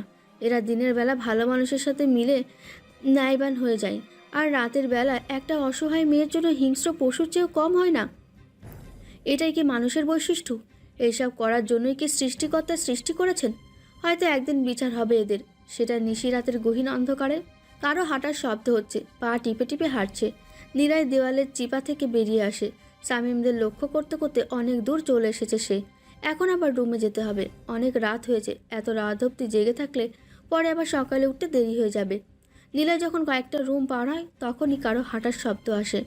নীলয় দাঁড়িয়ে যায়। শামীম আর শ্রাবণটা কি চলে এসেছে? এত তাড়াতাড়ি আসা সম্ভব হবে না। তাহলে কে হাঁটছে? নীলয়ের শরীর ঝিম ধরে আসছে, নাক দিয়ে শ্বাস বের হচ্ছে না, মুখ দিয়েই বের হচ্ছে। জ্বর ঠান্ডা কিছুই নেই নীলয়ের, তাহলে সে মুখ দিয়ে শ্বাস ছাড়ছে কেন? নীলয় ডান হাতটা মুখে চেপে ধরে, মুখ দিয়ে যাতে শ্বাস না বের হয়, নাক দিয়ে বের হয়। কিন্তু অবাক করার বিষয়, নাক দিয়ে শ্বাস ভেতরে সহজেই যাচ্ছে, তবে শ্বাস ভেতর থেকে বের হতে কষ্ট হচ্ছে। নীলয় মুখ থেকে হাতটা সরিয়ে নেয়, হা করে মুখ দিয়ে নিঃশ্বাস নিচ্ছে। আবারও হাঁটার শব্দ। নীলয়ের বুক কাঁপাকাঁপি করছে, এখনই যেন ভেতর থেকে আত্মাটা বেরিয়ে আসবে। হাঁটার আওয়াজটা হলের বারান্দা থেকেই আসছে। নীলয়ের কান এখন তীক্ষ্ণ, দূরের কোনো শব্দ সে এখন ভালো করে শুনতে পাবে। হঠাৎ করে কাক ডাকার একটা শব্দ হলো। এই বুঝি নীলয়ের আত্মা বেরিয়ে এলো। রাতের বেলা কাকের ডাক, বিপদের আশঙ্কা। গ্রামে এই রীতিটা চলে খুব ভালো, কিন্তু এটা শহর, এমন রীতি শহরের লোকেরা বিশ্বাস করবে না, কুসংস্কার বলে উড়িয়ে দেবে। নীলয় তার রুমের খুব কাছাকাছি চলে এসেছে। আর মাত্র 4টে রুম পেরোতে পারলে সে বেঁচে গেছে। নীলয় যত সামনের দিকে এগোচ্ছে কারো হাঁটার শব্দ তত বাড়ছে। কেউ জেগে নেই এখন। নীলয় যদি কোনো বিপদে পড়ে তাহলে বাঁচাবে কে? ওপরের সৃষ্টিকর্তা ছাড়া উপায় নেই। নীলয় তার রুমের সামনে দাঁড়িয়ে আছে। হাঁটার শব্দটা তার রুমের পাশ থেকেই আসছে। নীলয় একবার চিন্তা করে যাবে আর একবার না, কোনটা করবে কিছুই বুঝতে পারছে না। তার মনে একটা আগ্রহ জাগলে সে রুমের ভেতর না গিয়ে রুম থেকে একটু সামনের দিকে যায়। নীলয় গিয়ে এমন কিছু দেখবে সে এটা ভাবতেও পারেনি, কারণ যে হাঁটছিল সে কোনো ভূত প্রেত কিছুই না, একটা সাধারণ মানুষ, সাব্বির। সে নীলয়ের সাথে পড়ে, তবে অন্য ডিপার্টমেন্টে। ছেলেটাও গ্রাম থেকে এসেছে, কিন্তু শহরের ছেলেদের সাথে চলতে চলতে মনের ভেতরে একটা আধুনিকতার ভাব চলে এসেছে। সাব্বিরের একটা সমস্যা আছে, সে হলো ঘুমের মধ্যে হাঁটাচলা করে। সে মাঝে মধ্যে রাতে ঘুমন্ত অবস্থায় উঠে হলের বারান্দায় চলাফেরা করে, কিন্তু এটা নীলয় কখনো দেখেনি, আজকে প্রথম দেখছে। একটা সাধারণ ছেলের জন্য কি ভয়টা পেল নীলয়। এখন এটা ভাবতেই হাসি পাচ্ছে তার। নীলয় আর সময় নষ্ট করতে চায় না, তাই সে গিয়ে রুমে শুয়ে পড়ে। আর সাব্বির নিজের মতো করে নিজে হাঁটতে থাকুক। হয়তো একসময় সেও জাগ্রত হয়ে বোকা হয়ে যাবে, পরে আবার আশেপাশে তাকিয়ে দেখার চেষ্টা করবে কেউ দেখেছে কি না। সকাল 9টা। আদনান সাহেব খাবার টেবিলে বসে আছেন, সামনে নানা ধরনের খাবার, কিন্তু যার জন্য এত আয়োজন সেই উপস্থিত নেই। 5 মিনিট সময় ধরে চেয়ারে বসে বসে অপেক্ষা করছে আরিয়ার জন্য, কিন্তু আরিয়া লাপাতা। হয়তো আরিয়া এখনও ঘুমাচ্ছে। আদনান সাহেব শ্রাবণীকে উদ্দেশ্য করে বলেন, ছেলেটা কোথায়? এত সময় ধরে কি করছে? কি আর করবে, দেখ যে ঘুমাচ্ছে হয়তো, তাছাড়া আর কি করবে। শ্রাবণী, যা তো একটু দেখে আয় ছেলেটা কি করছে রুমে বসে বসে। বাবা, আমি যেতে পারবো না। যা একটু মা, আরিয়াকে সারা আমরা একা একা খেয়ে ফেললাম, কেমন দেখায় না, যা একটু। শ্রাবণী তার বাবার দিকে তাকিয়ে আরিয়ার রুমের দিকে যেতে থাকে আর ভাবতে থাকে ছেলে মানুষের চোখে যে কত ঘুম দিয়েছে সৃষ্টিকর্তা। সকাল 9টা বেজে গেছে, এখনও ঘুম থেকে ওঠার কোনো নামগন্ধই নেই। কিভাবে পারে এত সময় ধরে বিছানায় থাকতে? এগুলো ভাবতে ভাবতে শ্রাবণী আরিয়ার রুমের সামনে চলে আসে। রুমের দরজাটা খোলা, তাই শ্রাবণী নক না করেই ভেতরে প্রবেশ করে। আরিয়া পাতলা একটা কম্বল মুড়ি দিয়ে শুয়ে আছে। শ্রাবণী আরিয়ার শরীরে দুবার ধাক্কা দেয়, কিন্তু আরিয়ার কোনো হুঁশ জ্ঞান নেই, তাই শ্রাবণী জোরে জোরে ডাকতে থাকে, এই যে আরিয়া, উঠেন। পূর্ব আকাশে সূর্য পশ্চিম আকাশে চলে যাচ্ছে, আপনার ওঠার কোনো নাম গন্ধই নেই। এক চুল পরিমাণও নড়াচড়া নেই। আরিয়া নিজের মতো করে ঘুমাচ্ছে। শ্রাবণী আবারও বলে, এই ওঠেন না কেন? বাবা খাবার টেবিলে আপনার জন্য অপেক্ষা করছে, উঠেন বলছি। আমার কথা কি আপনার কানে যাচ্ছে না? আরিয়ার কোনো সাড়া শব্দ নেই। শ্রাবণী রেগে গিয়ে আরিয়ার পাতলা কম্বলটা ধরে টান দেয়। টান দিতে দেরি হয়েছে, কিন্তু শ্রাবণীর মুখ দিয়ে জোরে চিৎকার দিতে দেরি করেনি। আরিয়া এক লাফে ঘুম থেকে উঠে শ্রাবণীর মুখ চেপে ধরে। শ্রাবণীর চিৎকার শুনে নিচে থেকে আদনান সাহেব উঠে বলেন, কি হয়েছে শ্রাবণী, এমন করে চিৎকার দিচ্ছিস কেন? কোনো সমস্যা? আমি কি উপরে আসবো? শ্রাবণী কথা বলতে পারছে না, শুধু শব্দ করে যাচ্ছে, কারণ ডান হাত দিয়ে আরিয়া শ্রাবণীর মুখ চেপে ধরেছে। একটা মানুষ যদি আরেকটা মানুষের মুখ চেপে ধরে, তখন মুখ আটকা ব্যক্তিটা যেমন শব্দ করে শ্রাবণী ঠিক তেমন শব্দই করছে। আরিয়া শ্রাবণীর কানে কানে বলতে থাকে, তোমার বাবা ডাকতেছে, এখন তোমার বাবাকে এটা বলবো যে আরশোলা থেকে ভয় পেয়ে চিৎকার দিয়েছে, ঠিক আছে? শ্রাবণী শুধু মাথা নাড়ায়। আরিয়া মুখের ওপর থেকে তার হাতটা সরিয়ে নেয় আর গিয়ে বিছানার ওপর আরাম করে বসে পড়ে। নিচ থেকে আদনান সাহেব আবারও বলে ওঠে, কি হলো শ্রাবণী, কিছু বলছিস না কেন? এই তো বাবা, আরশোলা দেখে সামান্য ভয় পেয়ে গিয়েছিলাম। আরিয়া কি ঘুম থেকে উঠেছে? উঠেছে বাবা, এক্ষুনি আসছে। আচ্ছা, তোরা একসাথে আয় তাহলে। শ্রাবণী হাঁপ ছেড়ে বাঁচে, এখনই বাবার কাছে নয়তো ধরা পড়ে যেত। তুমি আমার রুমে নক না করে কেন প্রবেশ করেছো? এটা আমাদের বাসা, কারো রুমে যেতে হলে আমাকে জিজ্ঞেস করে ঢুকতে হয়। তাই বলে কি আমার একটা নিজস্ব ব্যাপার আছে না? এ বাড়িতে নিজস্ব ব্যাপার বলতে কিছুই নেই। সেটা বুঝলাম, তা তুমি ওই দিকে ফিরে আছো কেন? আমার দিকে তাকাও। আপনার দিকে কিভাবে তাকাবো? নিচের দিকে তাকান, তাহলে বুঝে যাবেন কেন তাকাচ্ছি না। শ্রাবণীর কথা শুনে আরিয়া নিচের দিকে তাকায়, তাকিয়ে সে নিজেই বোকা হয়ে গেছে, কারণ আরিয়ার পরনে শুধুমাত্র একটা ছোট্ট প্যান্ট। তার মানে তখন শ্রাবণী এই কারণেই চিৎকার মেরেছিল। আরিয়া তাড়াতাড়ি করে বাথরুমে চলে যায়। আরিয়া মনে মনে বলছে, যাক বাবা, বাঁচা গেল। মেয়েটা এই সামান্য ছোট প্যান্ট দেখে যে জোরে চিৎকার দিয়েছে, না জানি প্যান্ট ছাড়া দেখলে কি করতো। কি আর করতো, জ্ঞান হারানো ছাড়া উপায় ছিল না। নিজেই কথাটা ভেবে হাসতে থাকে। আপনি তাহলে রেডি হয়ে আসেন, আমি যাই। শ্রাবণী কথাটা বলে দরজার দিকে এগিয়ে যায়। আরিয়া আলমারি থেকে নতুন একটা কালো কালারের শার্ট বের করে পরতে পরতে বলে, আঙ্কেল কিন্তু দুজনকে একসাথে যেতে বলেছে। শ্রাবণী স্থির হয়ে দাঁড়িয়ে যায়। সে ভাবে, ঠিকই তো বলেছে আরিয়া, বাবা তো একসাথে নিচে আসতে বলেছেন। আরিয়াকে রেখে গেলে বাবা আবার কত জিজ্ঞাসাবাদ করবে। আমি যখন আপনাকে ডাকতে এসেছিলাম তখন আপনি জেগেছিলেন, তাই না? তুমি আমাকে আবার কখন ডাক দিলে? কেন আপনি শুনেননি? কি শুনবো আমি, এটা তো বলো। আপনি আমার সাথে মজা করছেন, তাই না? আমি তোমার সাথে মজা করতে যাব কেন? তুমি কি এই সম্পর্কে আমার বেআইন লাগো, যার জন্য তোমার সাথে মজা করব? আপনি সিরিয়াস? আমি সিরিয়াসলি তো। একটা মানুষ এত ঘুমাতে পারে, এটা আপনাকে না দেখলে আমি বুঝতেই পারতাম না। কেন, আমি কি বেশি ঘুমাই? না, আপনি আমার চেয়ে কম ঘুমান। হয়েছে, এবার চলেন তো, বিরক্ত একটা। আরিয়া শ্রাবণীর রাগ দেখে মুচকি হাসে। মেয়েটাকে রাগলে ভালোই দেখায়, কিন্তু ওই বাজে জিনিসটা আবার ভালো না, যেটা রাগ অতিরিক্ত মাত্রায় পৌঁছে দেয়। মেয়েদেরকে রাগলেও ভালো লাগে, আবার হাসি খুশি থাকলেও ভালো লাগে। আরিয়া আর শ্রাবণী একসাথে সিঁড়ি বেয়ে নিচে নামতে থাকে। আদনান সাহেব এখনও আগের নাই সামনে খাবার রেখে বসে আছে। আরিয়া গিয়ে একটা চেয়ার টেনে বসে। আঙ্কেল, আপনি খাবার সামনে রেখে বসে আছেন কেন? আপনি শুরু করতেন। কি যে বলো বাবা তুমি, ঘরে নতুন মেহমানকে রেখে আমরা একা একা খেয়ে ফেলবো, এমন মানুষ আমি না। আসলে আঙ্কেল, অনেকদিন পর আজকে এত সময় ধরে ঘুমিয়েছি, ছুটির দিন তো তাই। শ্রাবণী অবাক হয়, কারণ আরিয়া নাকি চাকরি করে। সে এমন একটা ছেলে যার মামা বাংলাদেশের স্বরাষ্ট্রমন্ত্রী, কত ক্ষমতাবান ব্যক্তি, তার আবার চাকরি করে খেতে হয় নাকি? কে জানে কি চাকরি করে ছেলেটা। শ্রাবণী ভাবছে আরিয়াকে জিজ্ঞেস করলে কেমন হয়। জিজ্ঞেস করলে বাবা যদি আবার কিছু মনে করে, এর চেয়ে ভালো হবে পরে একসময় জিজ্ঞেস করে নিলে। আরিয়া, তুমি যে কিসের মধ্যে এখন আসো? শ্রাবণী তার বাবার মুখ থেকে প্রশ্নটা শুনে মনে মনে হাসে।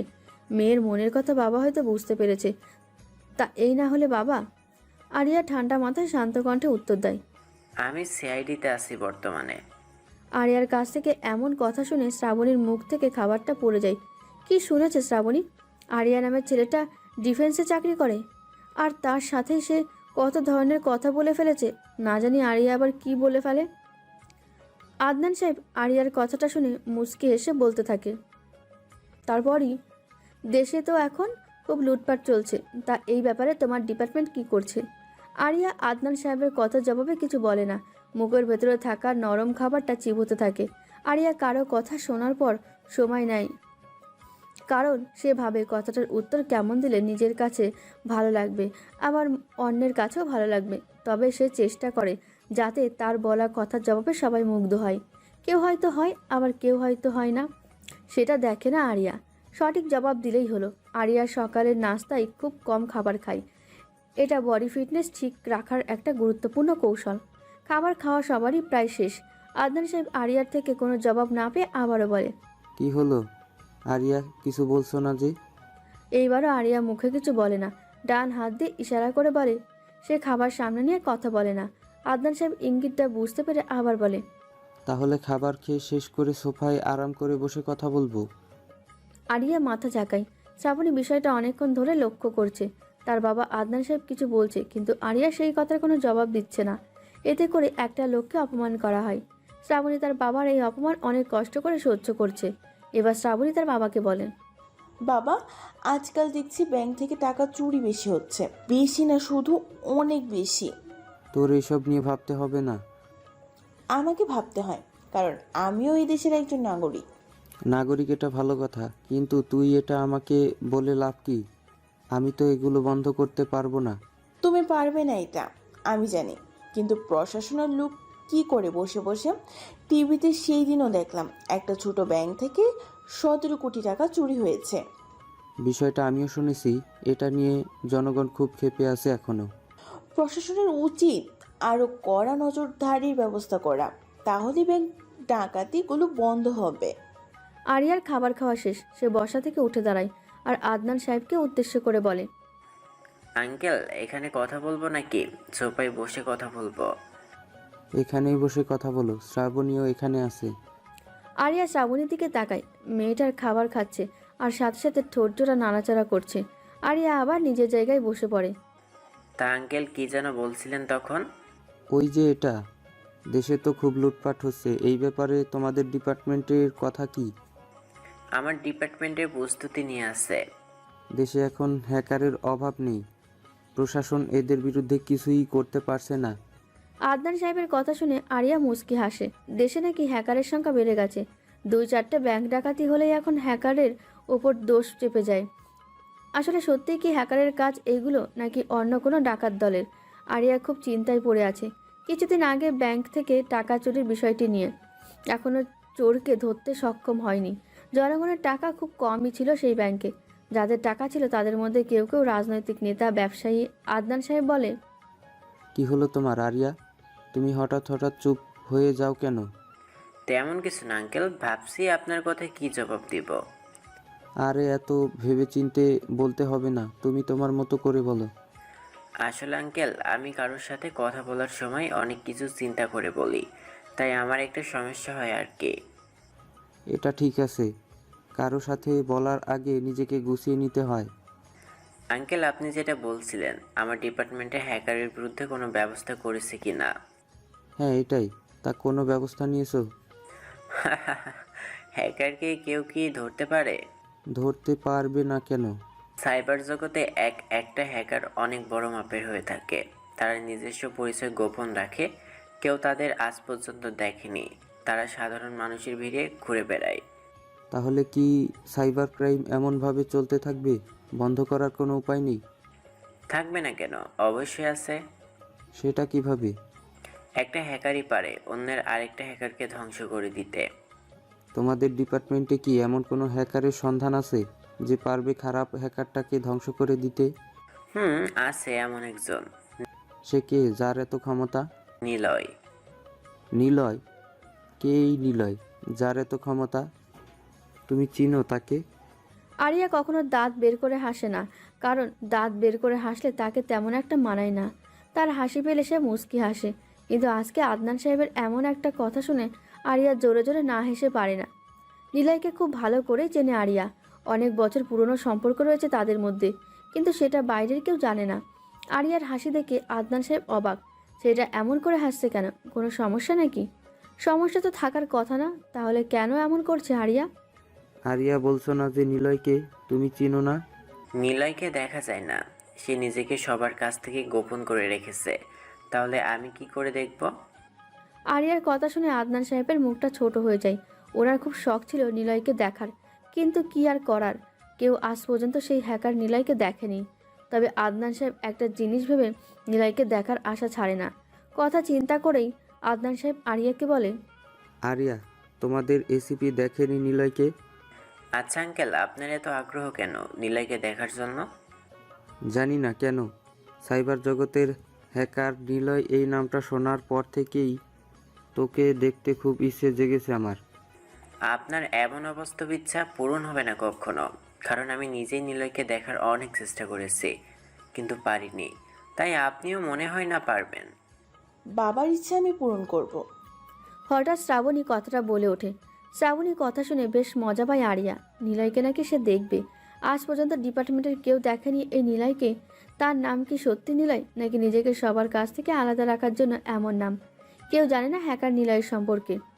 শ্রাবণী অযথা বলে লাভ নেই। লাভ আর ক্ষতি দেখে আমি কাজ করি না।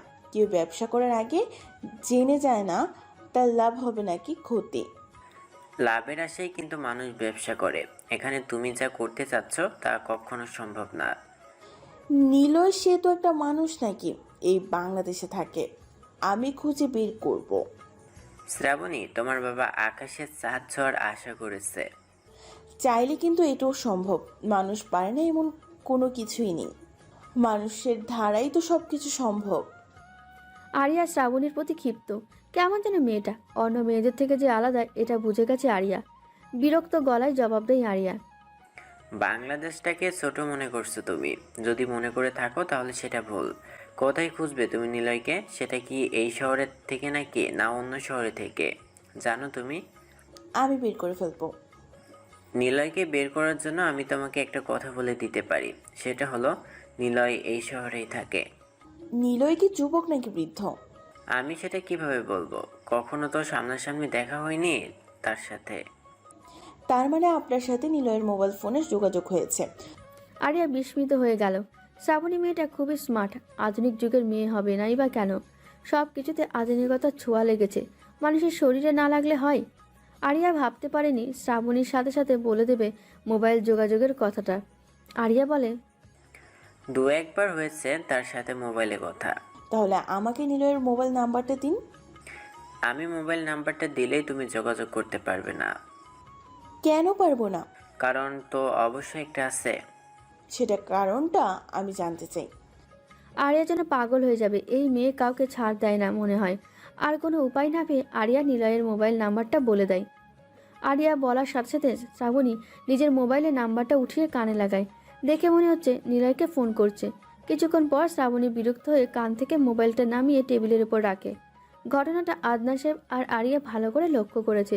আদনান সাহেব বলে, কি হলো শ্রাবণী, মোবাইলটা টেবিলের উপরে রেখে দিলে কেন? কল দে নিলয়কে। বাবা, নাম্বারটা বন্ধ দেখাচ্ছে। আরিয়া, তোমার কাছে অন্য আর কোনো নম্বর নেই যোগাযোগ করার মতো? আঙ্কেল, আপনার মেয়ে নিলয়ের বিষয়ে খুব একটা গুরুত্ব দিচ্ছে না। নিলয় যে কী পরিমাণ ভয়ঙ্কর এই সম্পর্কে শ্রাবণীর তো কোনো ধারণাই নেই। আমার খুব ভালো ধারণা আছে। আপনার কাছে নিলয়ের আর কোনো নাম্বার থাকলে আমাকে দিন। তুমি কি বোকা শ্রাবণী? বুঝতে পারছো না নিলয় একজন হ্যাকার? কোনো হ্যাকার না যে ডেকে ডেকে জিনিসপত্র বিক্রি করে। একজন প্রফেশনাল পর্যায়ের হ্যাকার। সে যে কত সিম চালায় এটা আমার নিজেও জানি না। সে একটা সিম একটা কলের জন্য ব্যবহার করে, আর তুমি বলছো অন্য নাম্বার দেওয়ার জন্য। আরিয়া কথাগুলো বলে চেয়ার থেকে উঠে দাঁড়ায়। এখানে বসে থাকলে আরও কত কিছু বলতে হবে, শুনতে হবে। এর চেয়ে ভালো রুমে বসে আরাম করা। আকাশে আজকে রোদের তাপ খুব একটা বেশি না, অন্য দিনের চেয়ে কম। আরিয়া পিছছাড়া রাস্তা দিয়ে হাঁটছে। প্যান্টের পেছনের পকেটে একটা সিগারেটের প্যাকেট। এটা সবসময় আরিয়ার পকেটে থাকে। সিগারেট অবশ্য সে কমই খায়। বেশি চিন্তায় পড়ে গেলে সে সিগারেটটা একটু বেশিই টানে। এতে করে চিন্তাও কমে আর খাওয়াটাও হয়ে যায়। আরিয়া হাঁটছে আর চিন্তা করছে এখন তার যাওয়ার উদ্দেশ্য কোথায়। অজানা লক্ষ্য মানুষকে বিপদ পর্যন্ত নিয়ে যায়। তাহলে কি বিপদ পর্যন্ত গিয়েই আরিয়া থামবে? রাস্তা দিয়ে তিনটে ছেলে একটা বাইক নিয়ে অসচেতনভাবে রাউন্ড দিচ্ছে। আরিয়ার থেকে সামান্য দূরে কিছু গাছ দেখা যাচ্ছে। একটা গাছের নিচে দুজন বসার মতো বেঞ্চও আছে। আরিয়া গিয়ে সেই বেঞ্চে বসে। তার সামনাসামনি একটা বাড়ি দেখা যাচ্ছে। বাড়িটা বেশি ভালো না, ভেঙে পড়ে যাবে যাবে অবস্থা। সেই বাসার সামনে বাইকটা থামে। আরিয়া স্থির হয়ে বসে আছে বেঞ্চের ওপর। ছেলেগুলো যে রাস্তার বকাটে এটা তাদের ড্রেস আপ দেখেই বুঝে যাচ্ছে। বাইকের পেছনে বসা ছেলেটা তার প্যান্টের পকেট থেকে একটা মোবাইল বের করে কাকে যেন ফোন দেয়। 5 মিনিট পরে একটা ছেলে লাল কালারের বাইক নিয়ে আসে। দুইটা ছেলে বাইকে দাঁড়িয়ে থেকে আর দুজন ছেলে ভেতরে প্রবেশ করে। কিছুক্ষণ পর ভেতর থেকে একটা অল্প বয়সী যুবতীকে নিয়ে বেরিয়ে আসে দুইটা ছেলে। মেয়েটার বয়স বেশি হবে না, 20 কিংবা 21 হবে। দেখতে মোটামুটি সুন্দর আর পুরুষের জন্য আকর্ষণীয়। মেয়েটার সাথে ছেলেগুলো কী নিয়ে যেন জোর জবরদস্তি করছে। দেখে তো মনে হচ্ছে অন্য কোনো ব্যাপার। আরিয়া বসা থেকে উঠে দাঁড়ায়। ছেলেগুলোর কাছে যায় সে। একটা ছেলে সিগারেট টানছে, তার মুখ থেকে বাজে গন্ধ বের হচ্ছে, গলায় আবার কি যেন ঝুলিয়ে রেখেছে, দেখতে গলির পাতি মাস্তানদের মতো লাগছে। আরিয়াকে দেখে মারুফ নামের ছেলেটা এগিয়ে আসে, হাত দিয়ে আরিয়াকে আটকায়। আরিয়া মারুফের সাথে জোরাজুরি করলো না, দাঁড়িয়ে রইল। কি রে, এমনভাবে দাঁড়িয়ে আছিস কেন? যা এখান থেকে। দেখতে আসলাম কি হচ্ছে এখানে। যা হবার তাই হচ্ছে, তুই দেখবি কেন? এটা আমাদের ব্যাপার, এখানে না থাকাই ভালো তোর জন্য। আশেপাশেই ভালো করে তাকিয়ে দেখ, কেউ তোর মতো দেখছে কিনা। আরিয়া আশেপাশে চোখ বোলায়, রাস্তা দিয়ে অনেক মানুষ যাওয়া আসা করছে, কিন্তু কেউ ঝামেলার মধ্যে চেয়ে পর্যন্ত দেখছে না। এখানে যে একটা মেয়েকে জোর জবরদস্তি করছে তারা যেন এটা দেখছেই না। আরিয়া চোখ সরিয়ে নেয়, মারুফের দিকে সরাসরি তাকাই। কি রে, এখন দাঁড়িয়ে আছিস কেন? তো কি করবা? তোকে না বললাম এখান থেকে চলে যেতে, তারপরও দাঁড়িয়ে আছিস? এখানে সবার লিডারকে, তার সাথে কথা বলবো আমি। কোনো চামচার সাথে কথা বলার ইচ্ছা করছে না। আরিয়ার কথাটা শুনে জিহাদ নামে ছেলেটা এসে আরিয়ার সামনে দাঁড়ায়।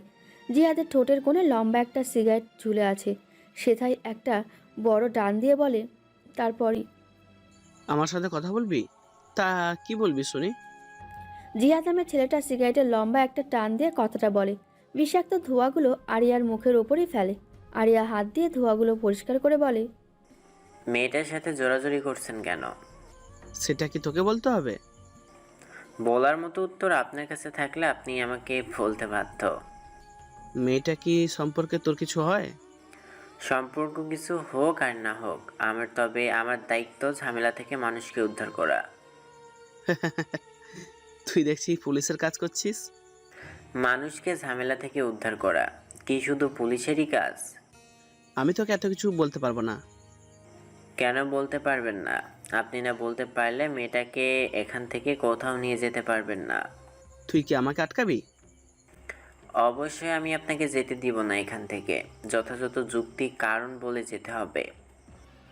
আরিয়ার কথা শুনে জিহাদ হাত দিয়ে পেছনে একটা ইশারা করে। জিহাদের হাতের ইশারা দেখে পেছন থেকে একটা কালো ছেলে মেয়েটাকে নিয়ে আসে। আরিয়া মেয়েটার দিকে ভালো করে চেয়ে দেখে, হরিণের দৃষ্টিতে তাকিয়ে আছে আরিয়ার দিকে। মেয়েটার প্রতি আরিয়ার কেমন যেন একটা মায়া কাজ করছে। এমন কেন হচ্ছে বুঝতে পারছে না আরিয়া। মেয়েটা ছেলেগুলোর হাত থেকে বাঁচার জন্য আরিয়ার দিকে তাকিয়ে আছে। জিহাদের বিরুদ্ধে কেউ মাথা উঁচু করে কোনো কথা বলতে পারে না। শহরের সবচেয়ে বড় মস্তান ডিকে, তার একমাত্র ছোট ভাই হচ্ছে এই জিহাদ। আরিয়া বলে, মেয়েটাকে এখন ছেড়ে দিলে সবার জন্য ভালোই হবে, নয়তো সবার কপাল খারাপই আছে। সব কয়টিকে মেরে হাসপাতালের বেডে পাঠিয়ে দিব। আরিয়ার কথা শুনে ছেলেগুলো হাসতে থাকে। এটা আরিয়ার একদমই পছন্দ হয়নি। নিজেকে কন্ট্রোল করে সে আবারও বলে, হাসার জন্য সবার মুখ আর দাঁত থাকবে না, কিন্তু হাসি দেওয়ার মতো একটাও শক্তিও থাকবে না। শালা অনেকক্ষণ ধরে দেখছি ভাষণ দিচ্ছিস, তোর ভাষণ শুনতে শুনতে আর ভালো লাগছে না কিন্তু। আমি ভাষণ দিয়ে প্রথমে সাবধান করি কাউকে, আমার ভাষণে গুরুত্ব না দিলে তাকে এইভাবেই মারি। কথাটা বলে আরিয়া পাশে থাকা ছেলেটার পেটে জোরে লাথি মারে। ছেলেটা নিচে পড়ে যায়। আরেকটা ছেলে আরিয়াকে মারতে আসবে, তখনই আরিয়া হাত দিয়ে ইশারা করে থামতে বলে। যাকে মারবো একবারই মারবো, দ্বিতীয়বার উঠে দাঁড়ানোর সুযোগ পাবি না। এবার আইকে আসবি। জিয়াদ হাত দিয়ে শফিক নামের হ্যাংলা টাইপের ছেলেটাকে আরিয়াকে মারতে ইশারা করে। শফিক আরিয়ার দিকে এগিয়ে আসে। ছেলেটা যে সকালবেলা নেশা করেছে এটা তাকে দেখেই বোঝা যাচ্ছে। হেলে দুলে আরিয়াকে মারতে আসছে। এটা দেখে আরিয়া বলে, ঘুম থেকে উঠে মদ খেয়েছিস, আবার আমাকে মারতে আসছিস? আয় আজকে তোর নেশা ছুটিয়ে দিব। আরিয়া হাত উঠিয়েছে শফিককে মারার জন্য, কিন্তু সে শফিককে না মেরে জিহাদের দিকে ধাক্কা মেরে বলে, দুর্বলদের আমি কিছু বলি না, সাহস থাকলে তুই জিহাদ আমার সাথে মোকাবেলা করতে আসিস। তুই মনে হয় শহরে নতুন, তাই আমার সম্পর্কে তো তেমন কোনো তোর ধারণা নেই।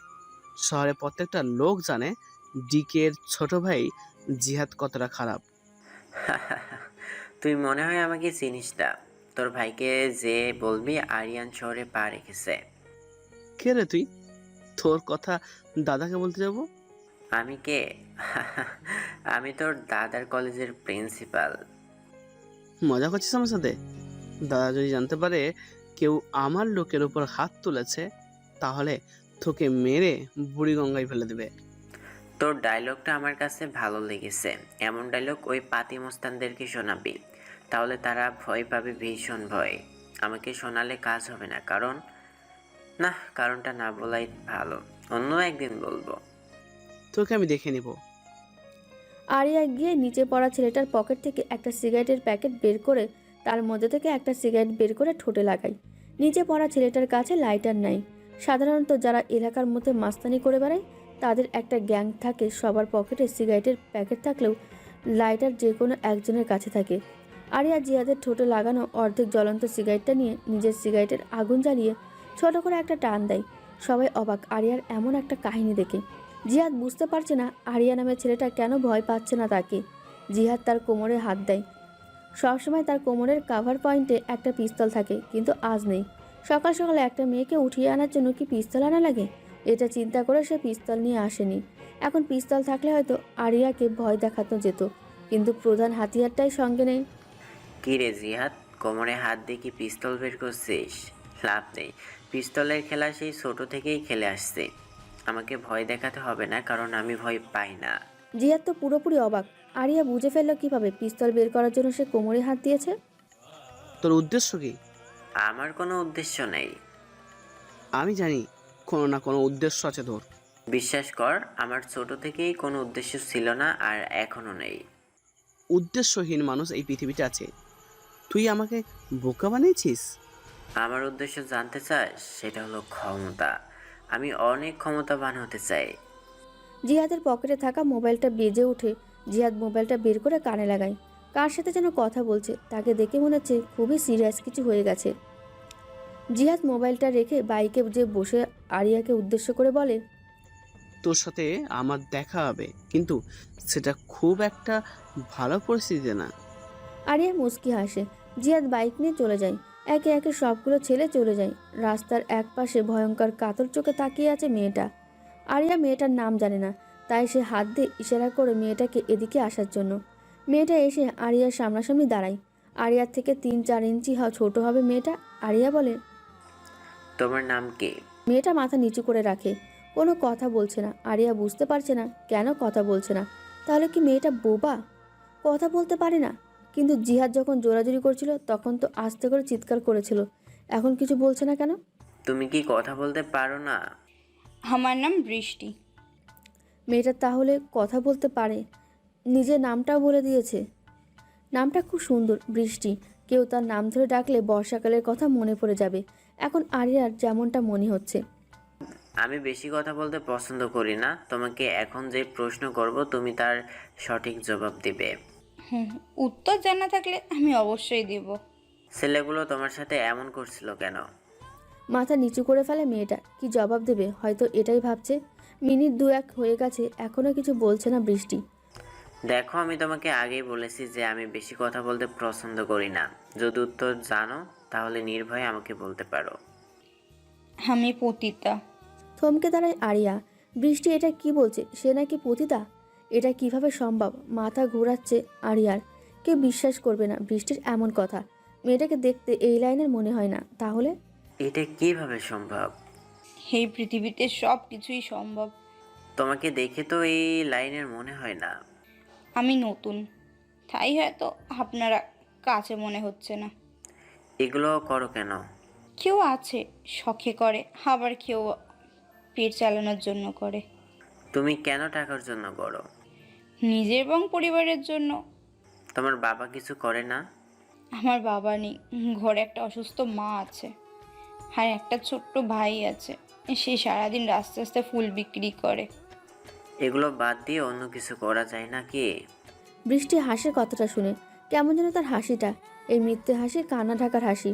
আরিয়া জানে কেন বৃষ্টি এমন করে হেসেছে। মেয়েদের এখন কোনো নিরাপত্তা নেই। রাস্তাঘাটে সব জায়গায় তারা অপমানিত হয়। রাতের আধারে কত মেয়ে তাদের ফুলের মতো পবিত্র শরীর হারাচ্ছে। মানুষ নামের হিংস্র পশুরা তাদের সেই পবিত্র শরীরটা অপবিত্র করে দেয়।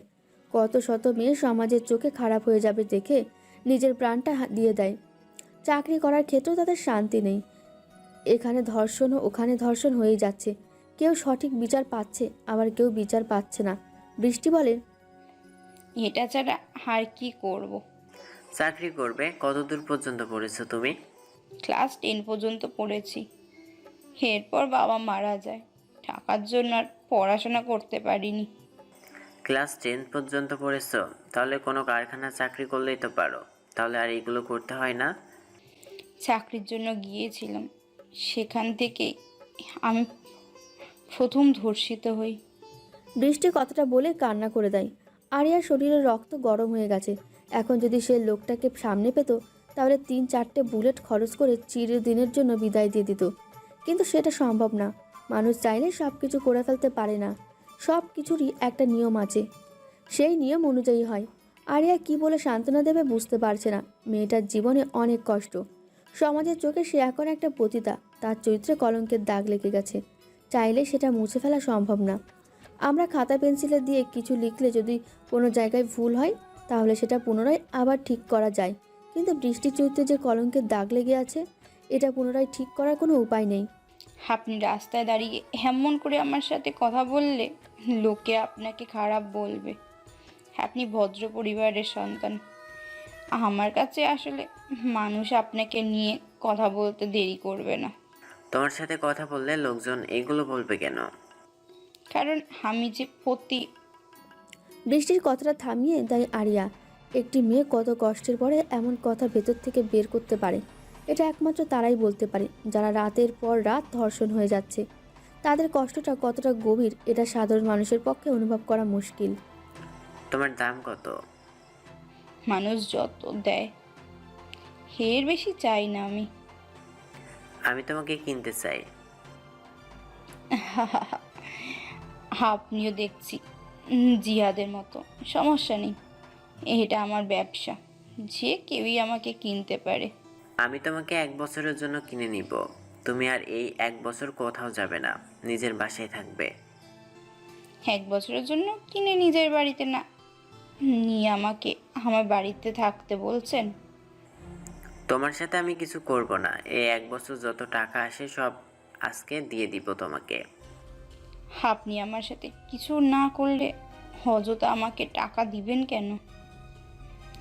আপনি কি আমার প্রতি সহানুভূতি প্রদর্শন করছেন? লাভ নেই, কারণ আমি এগুলো বন্ধ করতে পারবো না। বৃষ্টি, তুমি বুঝতে পারছো না এই বিষয়টা? আমি সব বুঝি, সারা রাত পর পুরুষের থাকি। বাস্তবতাটা যে কত কঠিন জানা আছে আমার। পরপুরুষের সাথে থাকলেই কি বুঝে যাবে তুমি এই পৃথিবীর বাস্তবতা? আমি এত কিছু জানি না। আমাকে এখন বাসায় যেতে হবে, পরে আবার মায়ের জন্য ওষুধ আনতে হবে। আরিয়া কিছু বলবে এর আগে বৃষ্টি তার বাসার দিকে যেতে থাকে। আরিয়া তাকিয়ে আছে মেয়েটার চলে যাওয়ার দিকে। পরিবারের জন্য কত কষ্ট করতে হচ্ছে তাকে, নিজের দেহ বিক্রি করে টাকা উপার্জন করতে হয়। সমাজের চোখে সে এখন একটা পতিতা। সে যদি কোনো ভদ্রলোকের সাথে দাঁড়িয়ে দাঁড়িয়ে কথা বলে তাহলে সমাজের লোকেরা সেই ভদ্র ব্যক্তিটাকে খারাপ দৃষ্টিতে দেখবে। দুপুর 12টা বাজতে চলল। নিলয় একা একা ক্যাম্পাসের পুকুর পাড়ে বসে আছে। পুকুরটা অতটা বেশি বড় না, পানিগুলোও পরিষ্কার না। নিলয় যেখানে বসে আছে তার অন্য পারে কিছু নারকেল গাছ আছে, অনেক লম্বা লম্বা গাছগুলো, দেখতেও অনেক পুরনো। নারকেল গাছগুলোর পাশে পিচ ঢালা রাস্তাটা চলে গেছে শহীদুল্লাহ হলের গেট পর্যন্ত, সেখানেই রাস্তার সমাপ্তি। নিলয় ব্যাগ থেকে তার ল্যাপটপটা বের করে। কতগুলো ব্যাংক অ্যাকাউন্টের লিস্ট ভেসে উঠেছে ল্যাপটপের স্ক্রিনের ওপর। এটা দেখে নিলয় হাসে। কী কারণে হেসেছে এটা সে ছাড়া আর কেউ জানে না। মেল বক্সে একটা মেসেজও এসেছে। মেসেজটা পড়তে শুরু করে নিলয়। মেসেজে লেখা, খারাপ মানুষের খারাপ ধান্দা চিরস্থায়ী বন্দোবস্তুতে পরিণত হয়েছে। যাদেরকে লুটে না নিলে হবে না তাদের ধ্বংস। মেসেজটা পড়ে মুচকি হাসে নিলয়। নিজের তৈরি করা একটা ওয়েবসাইটে ঢুকে সে একটা একটা করে লিস্টের সকল অ্যাকাউন্ট নাম্বারগুলো দিতে থাকে। সময় মাত্র 5 মিনিট। এরপর কি হবে সেটা নিলয় নিজে ছাড়া অন্য কেউ জানে না। হয়তো জেনে যাবে অ্যাকাউন্টের মালিকগুলো, তাদের অ্যাকাউন্ট থেকে অনেক পরিমাণে টাকা গায়েব হয়ে গেছে। ল্যাপটপটা অফ করে ব্যাগের ভেতর রেখে দেয় সে। যেটার জন্য ল্যাপটপ অন করেছিল তা সম্পূর্ণ হয়ে গেছে। এখন চিন্তামুক্ত নিলয় আকাশের দিকে তাকিয়ে আছে। আকাশের মেঘগুলো ছড়িয়ে ছিটিয়ে আছে পুরো আকাশ জুড়ে। সাদা মেঘগুলো একসময় কালো বর্ণ ধারণ করে তা বৃষ্টিতে পরিণত করতে পারে। সব সৃষ্টিকর্তার নীলা খেলা। টাকা শব্দটা 2 শব্দ দিয়ে তৈরি, কিন্তু এর মূল্য এই পৃথিবীতে অনেক অনেক। টাকা ছাড়া এই পৃথিবীতে টিকে থাকা অসম্ভব। মানুষ টাকার পেছনে এমনভাবে পড়ে আছে যে অন্য কি হচ্ছে এই পৃথিবীতে সেই সব তথ্য সে জানে না। সব মানুষের জীবনে অপূর্ণতা থাকবেই। অতি পরিপূর্ণ যে মানুষ তাকে জিজ্ঞেস করলে সেও অতি দুঃখের সঙ্গে তার অপূর্ণতার কথা বলবে। মানুষের আরও চাই একটা বাড়ি থাকলে আরেকটা বাড়ি কিভাবে তৈরি করা যায় সেই চিন্তায় মগ্ন তারা। ক্ষণস্থায়ী পৃথিবীর জন্য মানুষের কত চিন্তা। নিলয়ের যখন টাকার কথা মনে হয় তখন তার ছোটবেলার কথাটা মনে পড়ে যায়। মা অসুস্থ, অন্যের বাড়ি কাজ করে নিলয় আর তার ভাইকে খাওয়াতো। একদিন জানতে পারে তার মায়ের অনেক বড় একটা রোগ হয়েছে। চিকিৎসা করার জন্য ডাক্তার সাহেব বলে দিয়েছেন অনেক টাকা লাগবে। নিলয়ের বয়স তখন 9 বছর। কিভাবে টাকা উপার্জন করবে আর মায়ের চিকিৎসা করাবে এই চিন্তা নিয়ে থাকতো। এই পৃথিবীর মানুষ এত খারাপ যে নিলয়কেও কেউ সাহায্য করেনি। সবাই ছোট লোক গরিব বলে তাড়িয়ে দিয়েছে। নিলয় ছোট একটা কাজ পায়, রাস্তার পাশে হোটেলের মধ্যে মানুষের খাবার টেবিল পরিষ্কার করে দেবে। দিন শেষে 50 টাকা নিয়ে হাসি মাখা মুখে বাড়ি ফেরে নিলয়। কিন্তু গিয়ে এমন কিছু দেখবে ভাবতে পারেনি সে। তার বাসার সামনে অনেক লোকজন দাঁড়িয়ে আছে। নিলয় মানুষজন ঠেলে ভেতরে প্রবেশ করে। খাটের ওপর চাদর দিয়ে কাকে যেন ঢেকে রাখা হয়েছে। খাটের এক পাশে নিলয়ের ভাই আর অন্য পাশে এলাকার কিছু মহিলা বসে আছে। দেওয়ালে হেলান দিয়ে নিলয়ের ভাই কান্না করছে। নিলয় তখনও বুঝতে পারেনি কি হয়েছে, কেন তার ভাই এমন করে কান্না করছে। নিলয় চাদরটা খানিকটা সময় নিয়ে উঠায়। নিজের মায়ের চোখ জোড়া বন্ধ, মুখটা উপরের দিকে হাঁ করা অবস্থায় রয়েছে। 9 বছরের নিলয় সেদিন বুঝে যায় তার মা আর এই পৃথিবীতে নেই। 50 টাকা উপার্জন করে কি লাভ হলো? যার জন্য করেছে সে মা তো আর বেঁচে নেই। অনেক কান্না করেছিল সে, সান্ত্বনা দেওয়ার মতো কেউ ছিল না।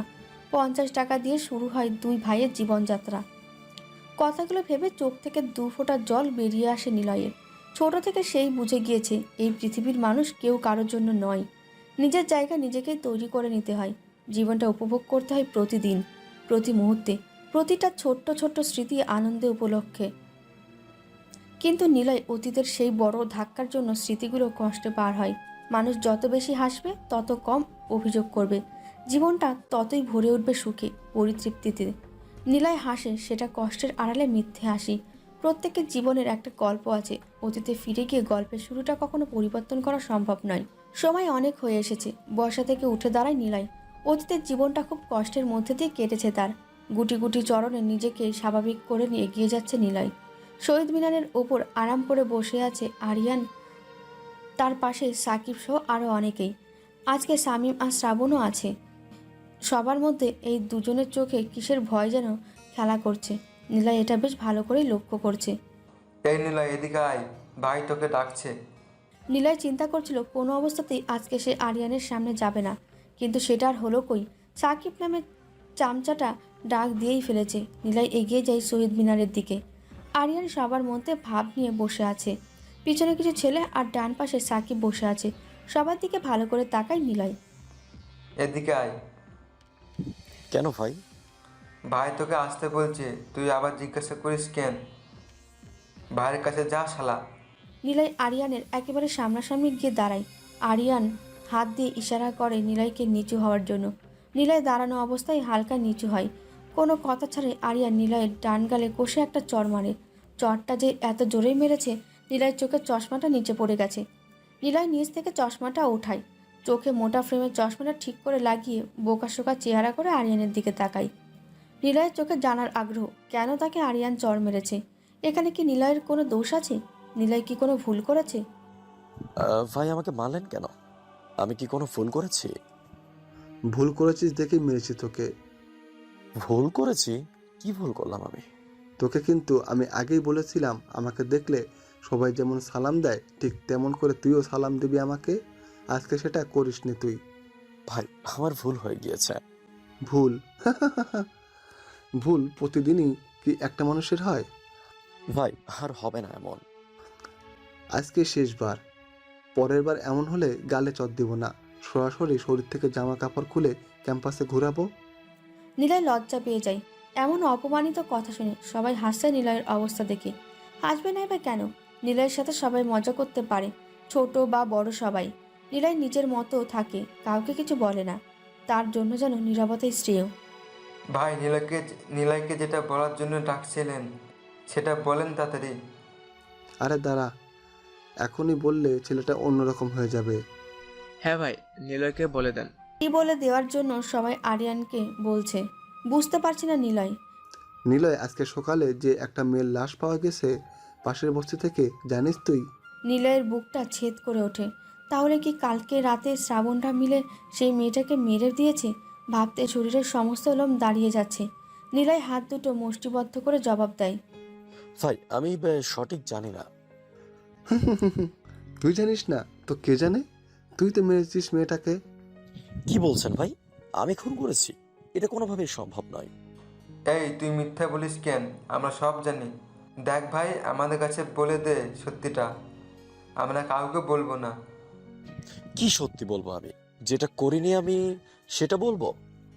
তাহলে মেয়েটাকে কে মেরেছে? কালকে রাতে একটু বলে থামে নিলয়। সবাই তাকিয়ে আছে নিলয়ের মুখের দিকে। কি বলতে চেয়েছিল সে? হঠাৎ করে কথা থামিয়ে চুপ করে গেছে। আরিয়ান এটা দেখে বলে, কি হলো, থামলি কেন? বাকি কথাটা শেষ কর, সবাইকে শোনার সুযোগ করে দে। পরে আর কিছু নয় ভাই। তুই হঠাৎ করে এমন বদলে গেছিস কেন? ভয় পাচ্ছিস কোনো কারণে? বলতে পারিস আমাকে। কোথায় ভয় পাচ্ছি? আমার মাঝে মধ্যেই একটু এরকম চেহারা পরিবর্তন হয়ে যায়। আচ্ছা নিলয়, তুই কি সত্যি এমন হাবাগোবা টাইপের ছেলে? কবে আবার চালাক ছিলাম আমি? আমাকে তো এরকমই দেখে আসছেন। তুই বোকা ঠিক আছে, কিন্তু তোর মধ্যে গরিব গরিব কোনো ভাব নেই। আরিয়ানের কথা শুনে নিলয় হাসে। হাসবে নাই বা কেন? নিলয় যে এতদিন ধরে ক্যাম্পাসে আসা যাওয়া করছে, কোনোদিন এমন কথা শোননি তার মুখ থেকে নিলয়। কিন্তু আজ হঠাৎ আরিয়ানের এমন কথা। এটার মধ্যে কি কোনো রহস্য লুকিয়ে আছে যেটা নিলয়কে উন্মোচন করতে হবে? নিলয় আগে যেমন করে চলাফেরা করতো তার থেকে এখন ভালো করেই চলাফেরা করে। নিলয়ের ব্যাংক অ্যাকাউন্টে কত টাকা পড়ে আছে কোনো হিসেব নেই তার কাছে। তবুও নিলয় সাধারণ মানুষের ভিড়ে সাধারণ জনগণ হয়ে ঘুরে বেড়ায়। ক্যাম্পাসের সবার কাছে নিলয় একটা বোকাশোকা চেহারার গরিব ছেলে। আর সাইবার জগতে সবার ভয়ের কারণ এই নিলয়ই।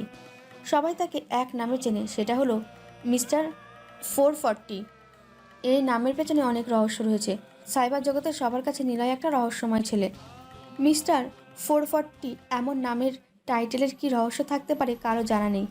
একমাত্র নিলয়ই ভালো জানে কেন সে তার নাম নিজের নাম না দিয়ে এমন টাইটেল দিয়েছে। কিরে, তুই আবার কোথায় হারিয়ে গিয়েছিস? আরিয়ানের কথা শুনে ভাবনা থেকে ফিরে নিলয়। সে নিজের পরিচয় সবার থেকে গোপন রাখে, তাই বলে এই শহরের মানুষ থেকে তুচ্ছ করে? সাইবার জগতে মানুষ নিলয়কে যতবার মনে করে, বাইরে কেউ নিলয়কে চেনে না পর্যন্ত। নিলয় একটা জিনিস ভেবে নিজেই হেসে ওঠে। গতকাল রাতে আরিয়ান নিলয়কে নিজে মেসেজ দিয়েছে। আরিয়ান যদি জানতো সাইবার জগতের কিং মিস্টার 440 তার ক্যাম্পাসের সবচেয়ে বোকাশোকা ছেলেটা, তাহলে সে কেমন রিয়াক্ট করতো? এটা ভেবেই নিলয় প্রকৃত সুখ পায়। নিলয়কে কথা বলতে না দেখে আরিয়ান রেগে যায়। বোকা ছেলেটা তাকে পাত্তা দিচ্ছে না, এটা কেমন যেন শরীরে লাগার মতো। আরিয়ান রেগে বলে, বলছি তোর দাম কি খুব বেড়ে গেছে রে? আমার কথার জবাব দিচ্ছিস না যেমন। ভাই আপনার কথার কি জবাব দিব? আপনি তো সব জানেনই। কিছু জানি না আমি, তোর থেকে কিছু জ্ঞান নিতে হবে, আমাকে শেখাবি না? ভাই আপনাকে আমি কি শিখাবো? আপনি তো আমার থেকে বেশি জানেন। তুই কালকে থেকে আর এই মোটা ফ্রেমে চশমা চোখে দিয়ে আসবি না। তাহলে আমি চলাফেরা করব কিভাবে? কেন? চশমা ছাড়া চলাফেরা করা যায় না? আমি চশমা ছাড়া চলাফেরা করতে পারি না, এটা আমার ছোট থেকেই অভ্যাস। শুন, তুই একটা কাজ করতে পারিস, চোখের মধ্যে চশমা না পরে ছোট ছোট যে লেন্স আছে ওইটা ব্যবহার করবি। লেন্সের দাম তো অনেক বেশি, তা আমি এত টাকা পাবো কই থেকে? রাস্তার থালা হাতে নিয়ে বসে পড়বি, সেখান থেকে তোর অনেক ইনকাম হবে। আর এমনিতেও তোর চেহারায় ভিক্ষুকদের ছাপ পাওয়া যায়, মানুষজন তোকে দেখলে টাকা দিয়ে দেবে। কথাটা শুনে সবাই জোরে জোরে হাসতে থাকে। এমনভাবে হাসছে যে আগে কখনো এমন মজার কথা আর শোনেনি। এই প্রথম আরিয়ানের কাছ থেকে শুনেছে। নিলয় আরিয়ানের দিকে তাকায়। ছেলেটা গতকাল রাতে কত মিনতি করেছে, আজকে কি করছে? হয়তো সে নিলয়ের আসল পরিচয় জানে না, জানলে এমন মজা করতে পারত না। নিলয় তার হাতের ঘড়ির দিকে তাকায়। সময় অনেক হয়েছে, তাকে এখন চলে যেতে হবে। কিছু গুরুত্বপূর্ণ কাজ রয়েছে, তার সম্পূর্ণ করতে হবে। পেছনের দিকে হাঁটা দেয় নিলয়। কোনো কিছু না বলে চলে যাচ্ছিস কেন? কণ্ঠটা যে সাকিবের এটা বুঝতে নিলয়ের কোনো সমস্যা হয়নি। এদের সবার গলার কণ্ঠ নিলয়ের মুখস্থ। একবার শুনতে পেলেই বলে দেওয়া যাবে কার গলার আওয়াজ কোনটা। যেমন নিলয় এখন না দেখেই বুঝে ফেলেছে যে কথাটা সাকিব বলেছে। নিলয় পেছনে ফিরে তাকিয়ে বলেন, রুমে আমার অনেক গুরুত্বপূর্ণ কাজ রয়েছে, তা শেষ করতে হবে। তুই এটা ভাইকে বলে দিতে পারিস, কিন্তু তুই এটা করিসনি কেন? কারণ আপনাদের বলে তা লাভ নেই। আমাকে যেতে দিতেন না, একটার পর একটা জিজ্ঞাসা করেই যেতেন। রুমে কি গুরুত্বপূর্ণ কাজ ফেলে এসেছিস? কাজ বেশি কিছুই না, গ্রাম থেকে একটা ছোট ভাই আসবে, তাকে নিয়ে আসতে হবে। তার সাথে কি আমাদের পরিচয় করিয়ে দিবি না? আগামীকাল দুপুরে ক্যাম্পাসে আসবে, তখন পরিচয় করিয়ে দিব। এখন আমি যাই। নিলয় সেখানে আর দাঁড়ায় না, শহীদ মিনার পেরিয়ে গেটের দিকে যেতে থাকে। রাস্তার পাশে নিলয়ের সামনে দাঁড়িয়ে আছে শারমিন ম্যাডাম। আজকে তিনি হলুদ রঙের একটা শাড়ি পরেছেন, সাথে ম্যাচিং করা সব কিছু। নিলয় এটা বোঝে না শারমিন ম্যাডাম কেন শাড়ি পরে। ওনার এখনও বিয়ে হয়নি, তার আগেই শাড়ি পরা শুরু করে দিয়েছেন। শারমিন ম্যাডাম দাঁড়িয়ে আছে, হয়তো রিক্সার অপেক্ষায় করছে। নিলয় নিজেও রিক্সার জন্য দাঁড়িয়ে আছে, কিন্তু আজকে রিক্সা একটাও নেই। হয়তো নিলয়ের ভাগ্যে এটাই লেখা ছিল। ম্যাডাম এসে নিলয়কে এমন একটা কথা বলে যা শুনে নিলয় পুরোপুরি অবাক। কথাটা হচ্ছে, নিলয় চলো হেঁটে যাই একসাথে। আকাশে সূর্যটা আজকে প্রচণ্ড তাপ দিচ্ছে। এটা কি শুধু নিলয় নিজেই অনুভব করছে, নাকি আরও কেউ অনুভব করতে পারছে তা জানা নেই নিলয়ের। তবে রাস্তায় মানুষজন যেমনভাবে হাঁটাচলা করছে, এতে বোঝা যাচ্ছে তারা সূর্যের তাপটা অনুভব করছে, সেটা কম পরিমাণে। তাহলে নিলয়েরই কেন বেশি পরিমাণে তাপ লাগছে? আজকে সকাল থেকে নিলয়ের রাগ লাগছে, সেটা কিসের জন্য তা অজানা। রাগের সময় মাথা ঠিক থাকে না কারো। এখন ম্যাডামের কথা শুনে আগের থেকে বেশি পরিমাণে রাগ লাগছে নিলয়ের। ম্যাডামকে কিছু বলতেও পারছে না। যদি সে বলতে পারতো তাহলে এতক্ষণে ম্যাডাম এখানে না দাঁড়িয়ে থেকে হন করে চলে যেত। কি হলো, চলো নিলয়। হঠাৎ এমন করে চুপ মেরে গেলে কেন? বিরক্ত হয়ে যাচ্ছে নিলয়। সে এখন কি করবে নিজেই বুঝতে পারছে না। ম্যাডাম যেভাবে বলছে, এটা না শুনলে ম্যাডামকে অপমান করা হবে। তাই নিলয় বলতে থাকে, ম্যাডাম, আমি আপনার সাথে এটা কিভাবে? তুমি কি কোনো কারণে ভয় পাচ্ছ? চলো তো আমার সাথে, তোমার সব ভয় আমি দূর করে দিব। আমি এটার জন্য ভয় পাচ্ছি না। ভয় পাচ্ছি আমি যদি আপনার সাথে আরিয়ান ভাই আমাকে দেখে, তাহলে আমার অবস্থা খারাপ করে দিবে। তুমি এখন চলো আমার সাথে, কেউ তোমাকে কিচ্ছু বলতে পারবে না। ম্যাডাম, আমি কোনো ধরনের ঝামেলা চাই না। আরিয়ান ভাই খুব খারাপ একটা ছেলে, সে আমার অবস্থা খারাপ করে দিবে। আমি থাকতে তা হতে দিব না। তুমি চলো তো এবার। কথাটা বলে নিলয়ের হাত ধরে ফেলে শারমিন ম্যাডাম। নিলয় বিরক্তিকর দৃষ্টিতে তাকায়। সে হাতটা ছাড়িয়ে নেওয়ার জন্য চেষ্টা করলেই ম্যাডাম রেগে বলে, আমার সাথে জোরাজোরি করবে না, কারণ আমি তোমার থেকে অনেক সিনিয়র। কিন্তু ম্যাডাম, আপনি একজন ম্যাডাম হয়ে রাস্তায় আমার হাত যদি ধরেন, তাহলে মানুষ কি বলবে? মানুষ কি মনে করলো এতে আমার কিছু আসে যায় না। আপনার মনে হয় মানসিক সমস্যা, অতি তাড়াতাড়ি চিকিৎসার ব্যবস্থা করেন। আমার মানসিক কোনো সমস্যা নেই, তুমি এখন তাড়াতাড়ি চলো। আমাকে বাচ্চাদের মতো হাত ধরে নিতে হবে না, আমি পড়ে যাব না, আমি এমনিতেই চলতে পারি। এখন আমি হাত ছেড়ে দিই আর তুমি হন করে দৌড়ে চলে যাবে, এমনটা চিন্তা করলে কাজ হবে না। ম্যাডাম, আমার হাতটা ছেড়ে দিন, আমি তো কোথাও পালিয়ে যাব না, আপনার সাথে সাথেই হাঁটবো। তোমাকে বিশ্বাস করা যায় না। আমাকে বিশ্বাস করতে পারেন, আমি মিথ্যা কথা বলি না। ঠিক তো, নাকি পরে আবার হাত ছেড়ে দিলে দৌড়ে চলে যাবে? বিশ্বাস করেই তো দেখতে পারেন। শারমিন ম্যাডাম না পেরেও নিলয়কে বিশ্বাস করে। নিলয় নিজের হাতটা মুক্তি পেয়ে গেছে। সে নিজের দুটো হাত প্যান্টের সামনের পকেটে ঢুকিয়ে রাখে। শারমিন ম্যাডাম এটা দেখে ফেলে। তিনি এটা চেয়েছিলেন না যে নিলয় প্যান্টের পকেটে হাত রেখে হাঁটবে। তাই শারমিন ম্যাডাম বলে, প্যান্টের পকেট থেকে ডান হাতটা বের করো। নিলয় অন্যদিকে তাকিয়েছিল। শারমিন ম্যাডামের কথা শুনে ওনার দিকে তাকায় সে। বোঝার চেষ্টা করছে ম্যাডামকে প্যান্টের পকেট থেকে হাত বের করতে বলছে। আবার দুটো হাত না, শুধুমাত্র একটা হাত, তাও আবার ডান হাত। কিসের জন্য হাত বের করতে বলছে, এটাই মাথার উপর দিয়ে যাচ্ছে নিলয়ের।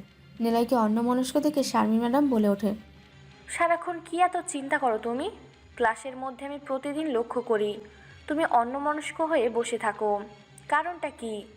আমি ভাবছিলাম তোমাকে জিজ্ঞেস করব, কিন্তু তার করা হয়ে ওঠেনি। আজকে জিজ্ঞেস করেছি, এবার উত্তর দাও। নিলয় মুচকি হাসে। আজকে এই প্রথম কেউ নিলয়কে এই প্রশ্নটা করেছে। প্রথম ব্যক্তিটাই হচ্ছে শারমিন ম্যাডাম। এখন তো উত্তর দিতেই হবে। নিলয় এবার বলে, আমি কেন অন্যমনস্ক থাকি সেটা আমি নিজেই জানি না, তবে কিছু একটা চিন্তা করি। কি চিন্তা সেটা আমি জানি না। এটা কেমন কথা নিলয়? তুমি কি মানসিকভাবে অসুস্থ? আমার তো তাই মনে হচ্ছে। তবে আমি এতটুকু বলতে পারি, আমার কোনো মানসিক সমস্যা নেই।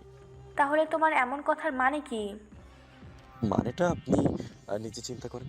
তবে আমি একটু রহস্যময় হয়ে থাকতে পারবো। ম্যাডাম নিলয়ের মুখ থেকে আজকে অনেক অবাক করা কথা শুনতে পাচ্ছে। নিলয়কে দেখতে অনেক বোকাশোকা মনে হয়, কিন্তু সে যে এমন রহস্যময় কথা বলতে পারে এটা জানা ছিল না শারমিন ম্যাডামের। নিলয়ের বলা কথাগুলো ভাবতে গেলে মাথা গুলিয়ে যায়। নিলয় চিন্তা করছে আজকে রাতের কথা। শহরের বড় তিন ব্যাংক থেকে আজ পর্যন্ত কেউ টাকা চুরি করতে পারেনি। ব্যাংকগুলোর মধ্যে এত পরিমাণ শক্ত গার্ডের ব্যবস্থা করা, যার কারণে বড় বড় সাইবার হ্যাকাররাও আজ পর্যন্ত টাকা চুরি করতে পারেনি। নিলয় এটা ভেবে নিজের লক্ষ্য স্থির করে। আজকে রাতে কোনো একটা বড় ধরনের হামলা করবে 3টে ব্যাংকের মধ্যে একটাতে।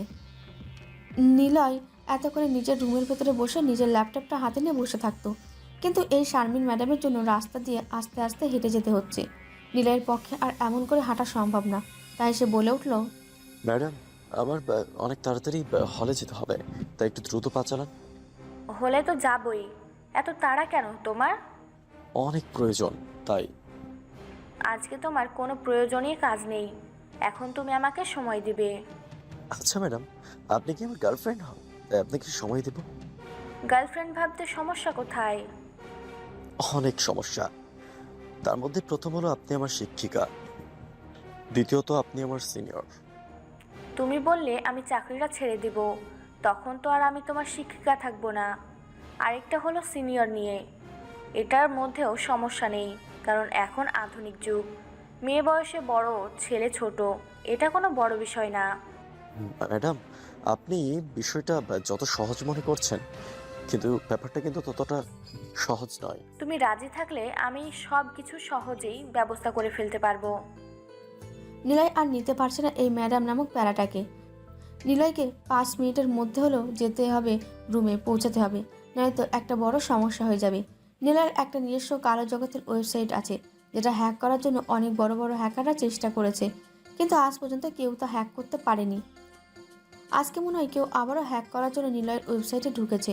আজকের হ্যাকারটা কোনো সাধারণ হ্যাকার বা সাইবার জগতের সবচেয়ে খারাপ হ্যাকার, ব্ল্যাক ডেভিল। নিলয় যেমন সাইবার জগতের কিং, ঠিক তেমনই তার পরের স্থানে রয়েছে এই ব্ল্যাক ডেভিল।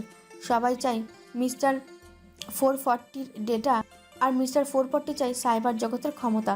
নিলয়ের বাম হাতে রয়েছে একটা ঘড়ি। সবাই শুধু দেখবে ঘড়িটা অতি সাধারণ, কিন্তু এটা যে সে ঘড়ি না, এই ঘড়ির মধ্যেই রয়েছে সকল রহস্য আর নিলয়ের ওয়েবসাইটের সমস্ত ডেটা। যদি কেউ এই ওয়েবসাইটে ঢোকে, সেটা সচেতনভাবে হোক বা অসচেতনভাবে, সাথে সাথে নিলয়ের ঘড়ি নিঃশব্দে কেঁপে উঠবে, আর নিলয় এই সংকেতের মাধ্যমে জানতে পারবে কেউ ওয়েবসাইটে হ্যাক করার জন্য ঢুকেছে। নিলয়ের হাতে বেশি সময় নেই, মাত্র 5 মিনিট। এই রাস্তা থেকে হলে পৌঁছতে সময় লাগবে 4 মিনিট। হল থেকে রুমে যেয়ে 1 মিনিট সময়ের মধ্যে যা করার তা করতে হবে। নিলয়ের হাতের ঘড়িতে সেকেন্ডের হিসেব করে সময় উঠে যাচ্ছে। এখন একটা সেকেন্ডের মূল্য অনেক বেশি দামি নিলয়ের কাছে। নিলয় ছোট পা ফেলে দৌড়াতে শুরু করে। এটা দেখে শারমিন ম্যাডাম পেছন থেকে নিলয়কে বলে, দাঁড়াও বলছি নিলয়, আমার কথা শোনো, তোমাকে আর কিচ্ছু বলবো না, স্টপ নিলয়। নিলয় শারমিন ম্যাডামের কথা শুনেও দাঁড়ায় না, নিজের মতো করে দৌড়তে থাকে। শারমিন ম্যাডাম পেছন থেকে জোরে জোরে ডাকতে থাকে। নিলয় এক দৌড়ে হলে এসে পৌঁছায়। অনেকটুকু জায়গা সে দৌড়ে এসেছে, তাই হাঁটুতে ভর দিয়ে জোরে জোরে নিঃশ্বাস ত্যাগ করছে। নিলয় তার হাতের ঘড়ির দিকে তাকায়। আর মাত্র 50 সেকেন্ড সময় বেঁচে আছে। যদি সে এই 50 সেকেন্ডের মধ্যে রুমে গিয়ে ল্যাপটপটা নিয়ে বসে, তাহলে বেঁচে যাবে তার ওয়েবসাইট। নিলয় আবারও দৌড় দেয়, লম্বা সিঁড়ি বেয়ে ওপরে ওঠে, আর 5টা রুম পেরোতেই নিলয়ের রুম। হাতের ঘড়ির সেকেন্ড কমতেছে। 20 সেকেন্ড সময়টা খুবই অল্প, কিন্তু এর পরিমাণ অনেক বেশি। নিলয়ের বুকে অনেক চাপ পড়ছে। সে আগে কখনো এমনভাবে দৌড়ায়নি। শেষ দৌড়ের জন্য প্রস্তুত সে। এক দৌড়ে 5টা রুম পেরিয়ে নিজের রুমে লকটা খুলে ভেতরে প্রবেশ করে। নিলয় ব্যাগ থেকে ল্যাপটপটা বের করে সেটা অন করে নিজের ওয়েবসাইটে প্রবেশ করে। হাতে সময় 8 সেকেন্ড, যা করার এই 8 সেকেন্ডের মধ্যেই করতে হবে। নিলয় মুচকি হাসে। সে ব্ল্যাক ডেভিলকে যতটা চালাক ভেবেছিল, চালাক সে না, অনেক বোকা রয়ে গেছে এখনও। ব্ল্যাক ডেভিল নিলয়ের ওয়েবসাইট হ্যাক না করে নিলয়ের মিস্টার 440 নামের রহস্যের উদ্ঘাটন করার ডেটা হ্যাক করেছিল। কী পরিমাণ বোকা হলে সে এটা করতে পারে। কেউ যদি নিলয়ের নামের রহস্য জানতে চায়, তাহলে প্রথম কাজ নিলয়ের ওয়েবসাইট হ্যাক করা। আর নিলয়ের ওয়েবসাইট হ্যাক করা এটাও সম্ভবই না, অসম্ভব ব্যাপার। নিলয় নিজের ওয়েবসাইটটাকে কিছু সময়ের জন্য বন্ধ করে দেয়। ব্ল্যাক ডেভিল নিলয়ের প্রায় 97% ডেটা তার নিজের কম্পিউটারের ট্রান্সফোর্সকে নিয়েছিল। আর মাত্র 3% হয়ে গেলেই নিলয়ের আসল পরিচয় সবার সামনে প্রকাশ হয়ে যেত। নিলয় ব্যাক ডেভিলকে সেই 3% না করতে দিয়ে নিজের ওয়েবসাইটটাই বন্ধ করে দিয়েছে। এখন চাইলেও কেউ নিলয়কে বিরক্ত করতে পারবে না। নিলয় বিছানার উপর থেকে নিজের মোবাইলটা হাতে নেয়। ফোন অপশনে গিয়ে একটা নাম্বার টাইপ করতে থাকে। স্ক্রিনের ওপর রাকেশ নামটা ভেসে ওঠে। নিলয়ের একটা ছোট্ট টিম আছে, যার মধ্যে রাকেশ, সানি, নীলা এই 3 জন মিলে টিমটা গঠন হয়েছে। টিমের লিডার হচ্ছে নিলয়, কিন্তু সবাই তাকে মিস্টার 440 নামে চেনে। নিলয় কল লাগায় রাকেশকে। 2বার রিং